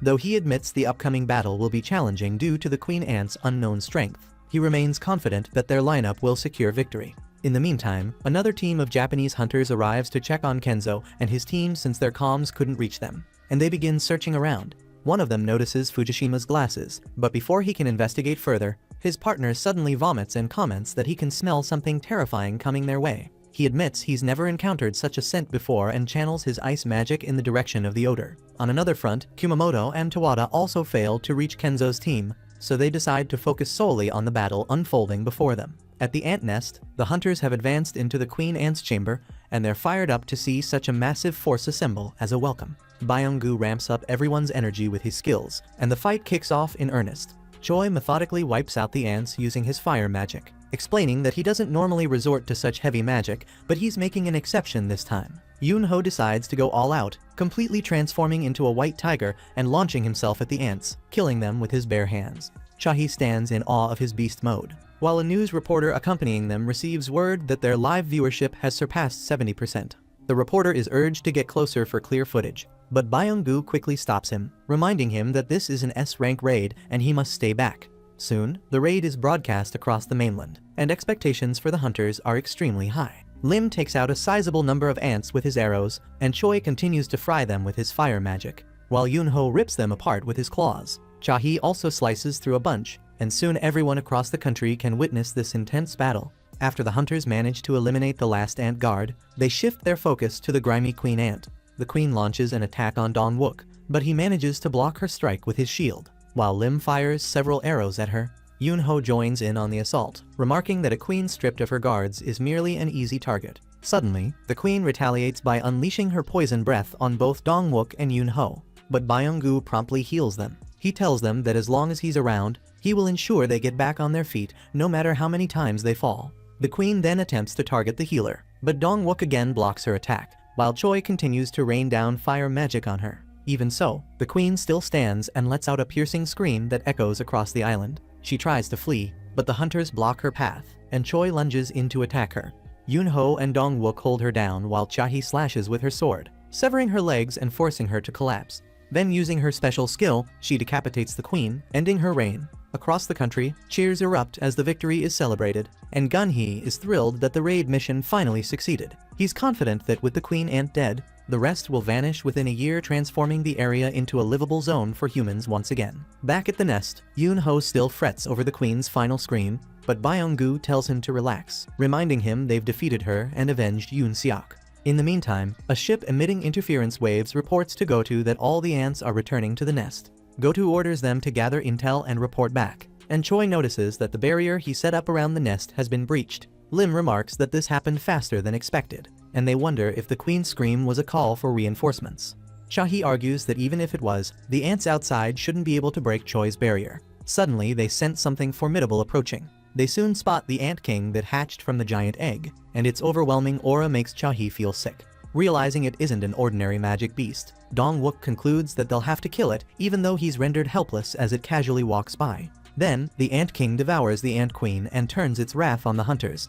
It sends Cha-hee flying with a single blow, and when Dong-wook transforms into a giant to fight it, the creature rips off one of his arms along with his shield. Despite that, Dong-wook still tries to fight it, and the ant king slices off his other arm as well. Yoon-ho also attempts to engage in the battle, but the beast quickly takes him down too, and it does the same to Choi. Lin fires an arrow at the creature, yet it snatches the projectile and counterattacks him fiercely. When it seems about to finish him off, Dong-wook intervenes, and we notice that he has been healed by Byung-gu. We then learn that Byung-gu has gone into hiding using his camouflage skill, which renders him completely invisible once activated. This ability, however, leaves him immobile, a trade-off he accepts as a healer. He assures the team that as long as he is around, they will not lose. In the meantime, the Ant King battles Dong-wook relentlessly, slamming him around like a ragdoll. Then, despite his invisibility, the creature detects Byung-gu and stabs him in the chest before he can react. With his final breath, Byung-gu orders Yoon-ho to run away, and the Ant King viciously bites off his head. Yoon-ho tries to fight back after this, but the beast hurls Byung-gu's remains at him and seizes him by the neck, forcing him to revert back into human form. It then repeats Byung-gu's dying command, ordering Yoon-ho to flee, and from that single phrase it appears to have learned human language, declaring that they are too weak. It states that their queen is dead, and that simply killing soldiers will not make up for their loss. Furthermore, it demands to know where their king is, sensing someone strong outside, then leaves the nest abruptly to seek the human king. Yoon-ho wonders if it meant Goto Ruji, but he quickly realizes there is no time to debate this, they must evacuate immediately. He then notices that more ants have returned, and outside, Goto's team discovers that 2 of their squads are now unreachable. Goto speculates that it might be due to poor reception, although that seems unlikely given their communication range, so he contacts Tawada's team to see if they can reach the missing squads. Tawada replies that they cannot and asks if Goto wants them to check on them. Goto states there is no need, as he is already on his way to investigate, and instructs them to wait at the designated rendezvous point once they are done. Finally, Goto and his team arrive at the location of the unreachable squads, only to find that they are dead. Just then, someone from their home country contacts them, asking why they didn't reach out when scheduled. Goto explains that they've suffered casualties, and the caller asks if he hadn't ordered them to only target mutated beasts to minimize risk. Goto replies they were simply too weak, and the caller expected him to say so. He remarks that losing a few isn't critical given their capabilities, then asks if the Korean team is still with the Queen Ant.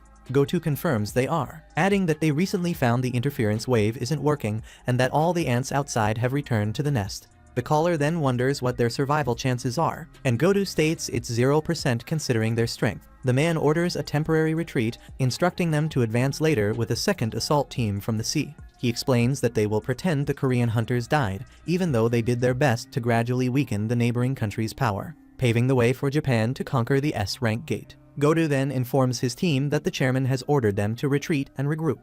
Before they can do so, the Ant King attacks, taking out the girl in their group. Goto commands Hoshino to retreat immediately and join up with the second team along with Kumamoto's group. Though Hoshino is hesitant, Goto insists his presence only hinders progress, so Hoshino departs. The Ant King then reveals itself, radiating a potent aura, and asks if Goto is the king. Surprised to hear it speak, Goto confirms he is. The Ant King surrounds him with power, and Goto notices a familiar feeling reminiscent of Jinwoo. At the same time, at the ant nest, the hunters are barely holding on against the onslaught. They've suffered fatal injuries and have little strength left. Convinced that it's the end as the ants charge for a final assault, they are stunned when Jinwoo's soldiers emerge from the shadows to hold back the attackers. In that moment, Jinwoo swaps positions with one of his men, declaring it's time to hunt. At the same time, part of the swarm of flying insects descends, but the specters hold them off using their top-tier fighters Tusk, Iron, and Egress, who deploy their exceptional skills to keep every foe at bay.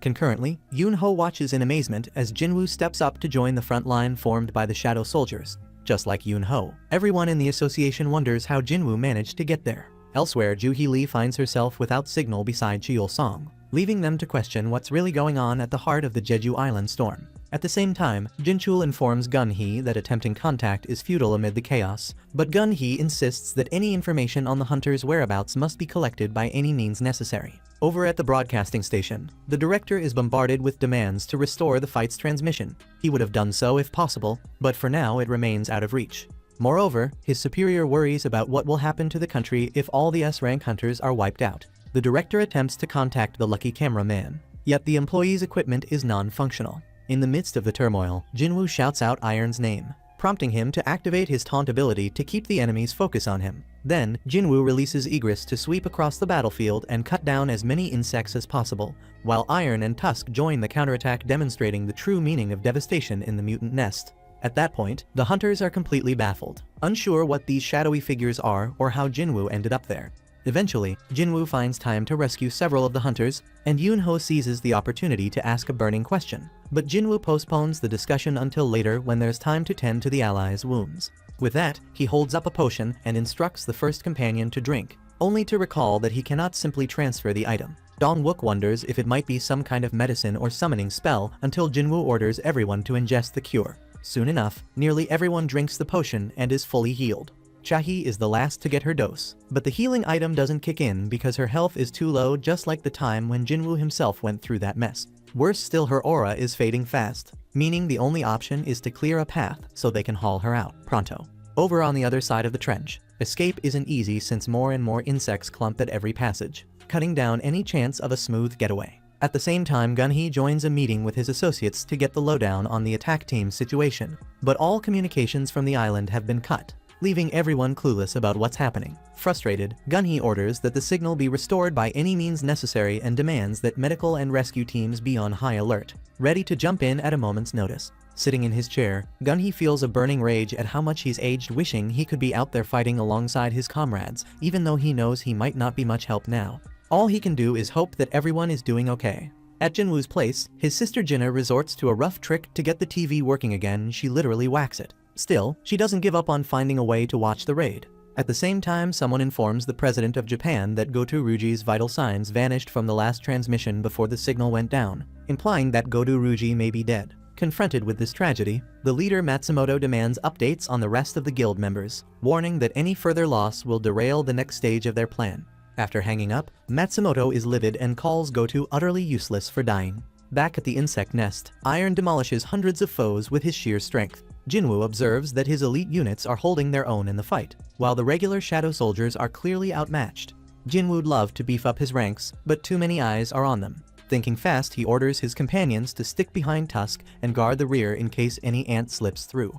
Above all, the young mage urges everyone to keep secret what's about to go down. The hunters sense something extraordinary is coming, and soon Jinwoo's eyes start glowing oddly until, all of a sudden, the insects part to reveal a clear path. King of Ants Baru shows up with dark red energy swirling around him, looking real menacing. Enraged, he radiates an obscene amount of mana while lamenting that the human king wasn't around.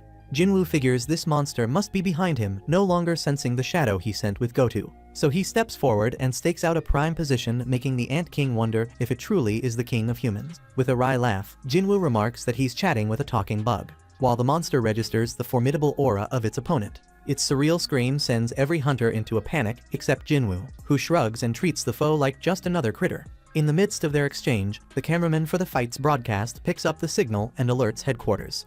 Immediately, the director orders the transmission resumed, but he's warned that going live without delay means there'll be no time to cover up if something goes awry. Despite that, the director refuses to lose another second of viewership and commands everything be restored, since the fate of the country hinges on the man standing before this insect and the people need to see what's happening. Once the images are back on air, Chiul and Juhi along with the Knights Guild, support teams, and the entire population tune in to watch the events unfolding inside the mutant insect nest on Jeju Island. Jinwoo had promised he'd be right back and left home, but Jinna notices he seems to be way too far away. Gunhee celebrates Jinwoo's arrival at this critical juncture, and no matter how he got to the island, everyone is pinning their hopes on him. As all eyes in the world turn to Jinwoo, the duel's start isn't smooth.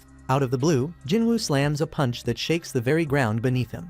Yunho and Choi reckon Jinwoo underestimated his opponent by getting too close for a mage, and even Ant King Baru begins to doubt whether Jinwoo is the true king. But Jinwoo bounces back without serious injuries, then punishes his rival by wrapping him in a bluish aura before delivering a devastating blow. Dongwoo questions if this guy is really a mage, yet by this point Yunho and Choi are left speechless. The Ant King withstands the hit masterfully, leaving Jinwoo to wonder if its tough exoskeleton is the source of all that resistance.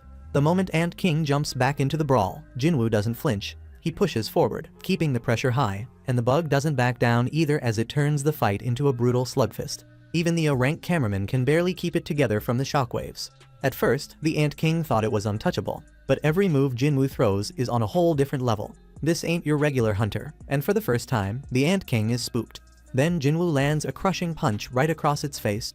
Ant King stumbles but flashes a twisted grin. Its long, venomous tongue shoots out and slices Jinwoo's cheek wide open. Suddenly Jinwoo freezes mid-motion, his body locking up as panic creeps in. Jinwoo mutters, "What the hell is this?" But the Ant King laughs and spits the answer. That tongue is laced with a cocktail of toxins from ocean creatures, supercharged with magic.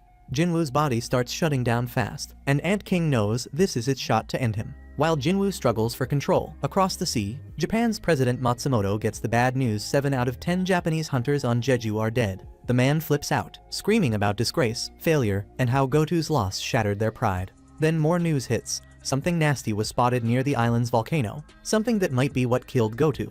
They don't know if it's limping back to hide or coming to wreak more havoc. Matsumoto smells an opportunity in the mess. He figures that if any Korean hunters are still alive, they're probably tangled up with that beast, which means they're weak and Japan can swoop in and take control. So he orders the remaining Japanese hunters pulled out and sent to regroup with a backup squad waiting offshore. One of the surviving hunters gets the message. They've been shifted to Plan 9.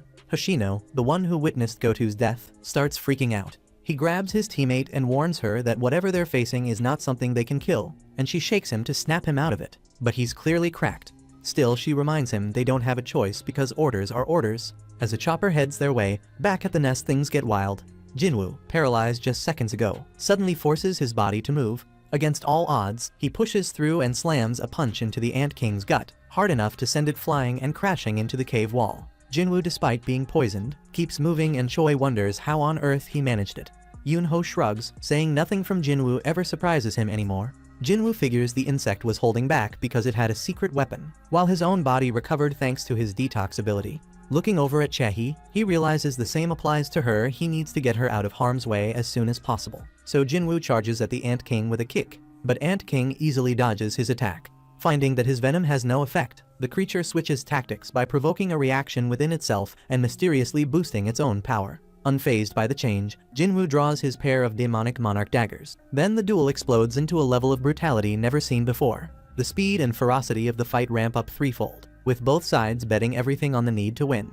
Jinwoo is desperate to save Chahi in time, and the Ant King is equally determined to prove it is the true ruler among humans. Employing tactics beyond imagination, the Ant King summons razor-sharp ice spears from the ground and hurls them at Jinwoo as deadly projectiles. Although Jinwoo manages to dodge most of them, the force of the ice crashing against the ceiling causes part of the structure to collapse, intensifying the danger of the combat. Inevitably, the Ant King realizes that the human's speed matches its own, and, even more disturbingly, that Jinwoo seems to get faster with every passing minute. When their auras collide in a dazzling display of raw power, the chaotic spectacle sends a frenzied spark through Yunho's eyes, who confesses that he has never witnessed such an insane showdown in all his long years as an S-rank hunter. As the seconds fly by like lightning, the moves become a blur, as if choreographed by pure instinct. Jinwoo roars in anger as he lands a crushing strike on the enemy, but the insect rebounds with an agility that seems almost absurd. In that split second, Jinwoo sees the Ant King's claws lurching toward his eyes like a quartet of knives.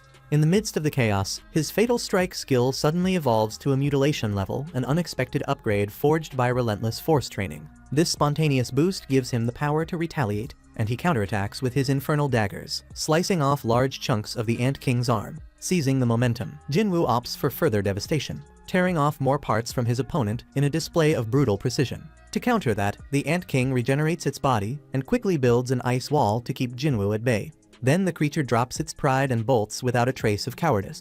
Still, that doesn't slow Jinwoo one bit. He charges in with a spinning strike from above that slams the Ant King to the ground, and he continues to mutilate it until its remains are shattered into tiny pieces. The beast is left on the floor, missing its arms and wings, all while it stares up in disbelief as if asking who this human really is.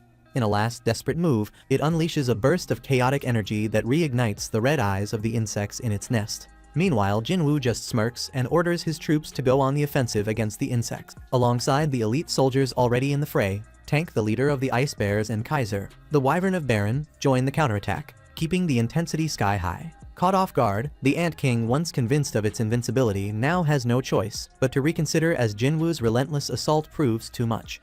As the battle rages on, the creature starts to think only of fleeing, its pride in tatters. After regenerating one more time, the Ant King takes flight, but Jinwoo's mighty hand slams it back to the ground without missing a beat.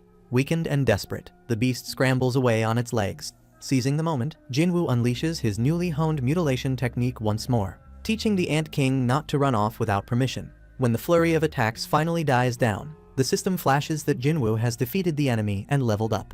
Stunned by the fate of the strongest among them, the other ants decide to hunker down and gather winter food instead of risking another beating. Meanwhile, Jinwoo rushes over to check on Chahi. Her aura is fading fast, and time is of the essence. Choi mentions that a rescue chopper should be waiting outside, but Jinwoo, knowing there's no time to waste, orders Chahi to drink the elixir of life, the same one that cured his mom's eternal sleep. Despite his best efforts, the potion proves ineffective, and no one knows what to do but wait for Chahi's condition to worsen. Yet something lingers in Jinwoo's mind, a spark of determination that refuses to fade. Jinwoo shouts at the reporter to shut off the camera, warning that if he doesn't hurry, the camera's gonna get smashed. The reporter obeys, and Tusk sets Byung-goo's body right beside Chahi. Yoonho asks what Jinwoo plans to do with Byung-goo, but there's no time for an explanation. Soon after, Jinwoo activates his shadow extraction to pull out Byung-goo's shadow. Over at sea, the Japanese hunters have already boarded their ship, mentioning they've been ordered to carry out their plan. Hoshino grumbles about never wanting to return to that island again, saying they could only plan because they never even saw that monster and watched it kill Godu so easily. The ship's captain explains that the new species is dead, taken out by one of the Japanese hunters. Back at the ant's nest, Byung-goo begins healing Chahi on his own, and the other hunters realize that Jinwoo's power isn't about summoning monsters, it's about controlling the dead. Jinwoo explains that he heard Byung-goo's voice urging him to use his ability. Byung-goo then heals Chahi, and Jinwoo remarks that it proves Byung-goo was a kind soul in life since he healed her without a command. Choi figures out why Jinwoo kept his power under wraps, thinking that the fiercer the battle he faces, the stronger he'll become. Yoonho adds that Byung-goo's healing talent will be a huge help as Jinwoo keeps fighting, but he pleads that Byung-goo not be sent into combat again since he never craved battle. Jinwoo notices that Byung-goo is still clinging to his shoulder like after the Red Gate raid, but this time, he's asking for help rather than dishing out orders. Realizing they're on the same page, Jinwoo cancels the shadow extraction, as Byung-goo slowly disintegrates. He gives Yoonho a bittersweet smile that brings a tear to his eye. At the same time, President Matsumoto wonders why the Korean hunters are still alive. A man on the ship explains it's because Jinwoo met them and wiped out the new species. Matsumoto sees this clearly, but also questions why Jinwoo is even on the island since he never signed up for the raid mission. The man admits that Jinwoo's magic suddenly appeared on the island, and he's baffled at how easily Jinwoo defeated that monster when they lost 7 hunters in the fight. The man on the ship wonders if they should stick to the plan, since more casualties would leave their domestic gates undefended and upset the balance of power between countries. Matsumoto orders a retreat, though he's far from happy with that call. Soon after, the remaining ants go berserk, launching an all-out attack on the ships around the island as they make their way toward the mainland. The hunters on board engage them with everything they've got, while they wonder why the ants are attacking now that the Ant Queen is dead. They figure the ants have lost control without any leadership, so they scramble to keep them from reaching the mainland. At the same time, the S-rank hunters hustle into a chopper, noting that the situation is rapidly deteriorating. They stress that if they don't move fast, they might not have any way out, and Choi orders them to take off immediately. One of the hunters expresses concern for Jinwoo, but Choi explains that he'll stay behind to deal with the eggs and the remaining ants. There's nothing the others can do to help him in his current state. Dongwook adds that, although he might have saved Chahee's life, she still needs to be taken to the medical team. At the same time, inside the nest, Tusk is seen burning the eggs, and Jinwoo even gains a few levels from eliminating them. Then Jinwoo brings out the Demon Monarch's long sword. With one powerful swing, he wipes out a host of ants thanks to its lightning effect. Amazed by the sword's prowess, he leaves the rest of the battle to his shadow soldiers. As the fight rages on, Jinwoo keeps leveling up until he finally hits level 100. He then approaches the Ant King's corpse and notices that it still radiates a strong aura in death. Determined, he extracts the soul, and for a moment he finds himself in a dark void filled with magical symbols, unsure if the extraction failed. But he quickly returns to reality, only to see the Ant King's shadow making a flashy entrance behind him. Not long after, Jinwoo heads out to extract the souls of the other ants, but the Ant King's shadow suddenly speaks up, asking for a name. Jinwoo is surprised that this shadow can talk while the others remain mute, and he soon realizes that this one is a general rank shadow soldier. He deduces that its ability to speak is due to its higher rank. Jinwoo then asks the shadow if it wants to follow him, knowing full well that it was the one that killed him. But the shadow coolly replies that it is not dead. He was reborn through the power of his king, his heart bursting with pure joy. He vows to follow Jinwoo forever, and Jinwoo names him Baru. Then he rouses the other ants, and soon it becomes clear that some of the swarm have reached the mainland. The hunters stationed there notice that the ants have breached the sea defenses and refuse to let them in. They engage in a fierce fight, taking down ant after ant, but the numbers are overwhelming. Back at the nest, Jinwoo watches everyone struggle against the relentless horde, and Baru informs him that roughly 4,000 ants have lost control. Seeing the sheer scale of the threat, Jinwoo orders Baru to cut down their numbers immediately and heads out to handle the situation himself. On the mainland, Cheol-song is busy slaying ants alongside Ju-hee Lee and several other hunters when one sneaks up to attack him. At that very moment, Ant King Baru swoops in and quickly dispatches the assailant with super speed. Chiyul, stunned, notices a blue streak of light that obliterates the ants in the blink of an eye. At the same time, the chopper carrying some of the hunters comes under heavy ant attack. They barely manage to hold their ground behind a barrier cast by Choi and Lim, but the shield eventually shatters. As the ants charge in, Jinwoo appears, riding his dragon and brandishing his long sword to cut them down. The rescue is swift, and Jinwoo assures everyone that it's time to leave safely. Afterward, the hunters succeed in blocking most of the ants from fleeing the island, and the local disaster is eased. It is later explained that the S-rank hunters managed to return safely, while Chahee was rushed directly to the hospital after falling into a coma. Gun-hee reflects on the many sacrifices made in the battle, but he's relieved that they prevented a threat that could have spilled far beyond the island. This marks the end of the fourth raid on Jeju Island, and the remnants of the ant horde are seen flying toward Japan. They are intercepted by Japanese ships that have been waiting for the last 2 days. A man on board tells the mages to get ready, but the captain orders them to hold off while their hero stretches his muscles. Their hero unsheathes his twin blades and decimates the ant horde in one swift strike. He secretly admits that he'd have loved to square off with the Ant King instead, since that challenge would have been far more exciting than dealing with these low-level minions. Days after the Jeju Island raid, a monument is erected to honor the fallen, and crowds gather to pay their respects. The camera captures Jinwoo solemnly paying tribute to the dead. While reporters highlight that his timely intervention was crucial, some even claim the mission would have ended in failure if he hadn't shown up. Others argue that casualties could have been minimized if he'd joined from the very start. But Yoon-ho reassures him that he's the one who ended the tragedy. Later, as the day winds down, Jinwoo spots Gun-hee preparing to leave, and they slip away into a private room. Gun-hee thanks him for his heroic efforts during the raid, though Jinwoo shrugs, remarking that fewer lives might have been lost if he'd been there from the beginning. Gun-hee tells him not to worry, reminding him that his intervention saved 5 S-rank hunters and countless citizens, and he promises that he'll repay that debt one day. Understanding the weight of his impact, Jinwoo reveals that his power was seen by the whole world during the mission, and they'll no longer overlook him. Some even say that his feats have caught the attention of powerful groups who now wish to approach him. Amid all the praise, his association is buzzing with talk of his rising influence. When asked about his future plans, Jinwoo calmly announces that he's going to start his very own guild. At the same time, the Knights Guild is busy cleaning up the mess at the ants' nest. They're not too thrilled about doing cleanup duty while others attend the memorial. But Park Jang-soo reminds them that handling the aftermath quietly is what makes a true man. Even taking out a stray ant counts. His guildmates nod in approval.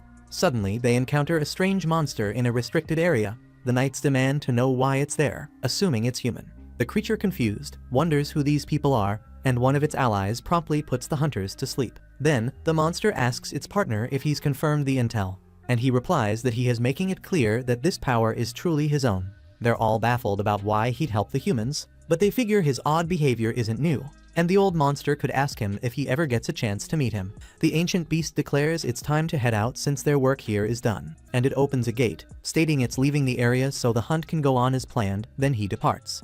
Another fellow opens a gate too and grumbles that the place reeks, saying a woman he knows would throw a huge fit if she ever saw it, and he takes off as well. Jin-woo's father notices all this, while elsewhere Jin-woo finds himself stuck in traffic. We catch him on the phone with Yu, informing him that he's secured Gun-hee's approval for the guild. Yu is thrilled by the news and vows to start scouting for an office, while Song-yi insists on joining his guild, claiming she'd be a real asset. Soon enough, she and Yu end up bickering over who gets to talk to Jin-woo, so he cuts the call. Shortly afterward, Gun-hee rings Jin-woo and explains that the traffic is caused by a gate that just appeared on the highway. He says it's a B-rank gate, and Jin-woo decides to handle it since the other hunters won't arrive for a while.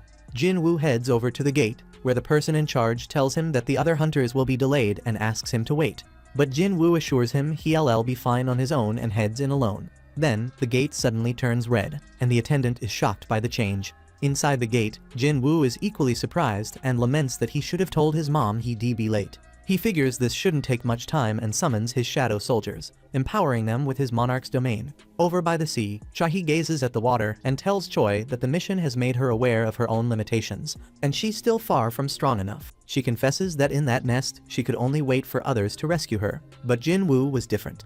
She dreams of catching up to him and standing shoulder to shoulder, even though she knows she needs to get stronger first. At the gate, Jin-woo's shadow soldiers engage the monsters and wipe the floor with them. They soon finish off all the foes, and Jin-woo wonders who his next target will be. Thanks for watching. Please hit like and subscribe, it makes all the difference.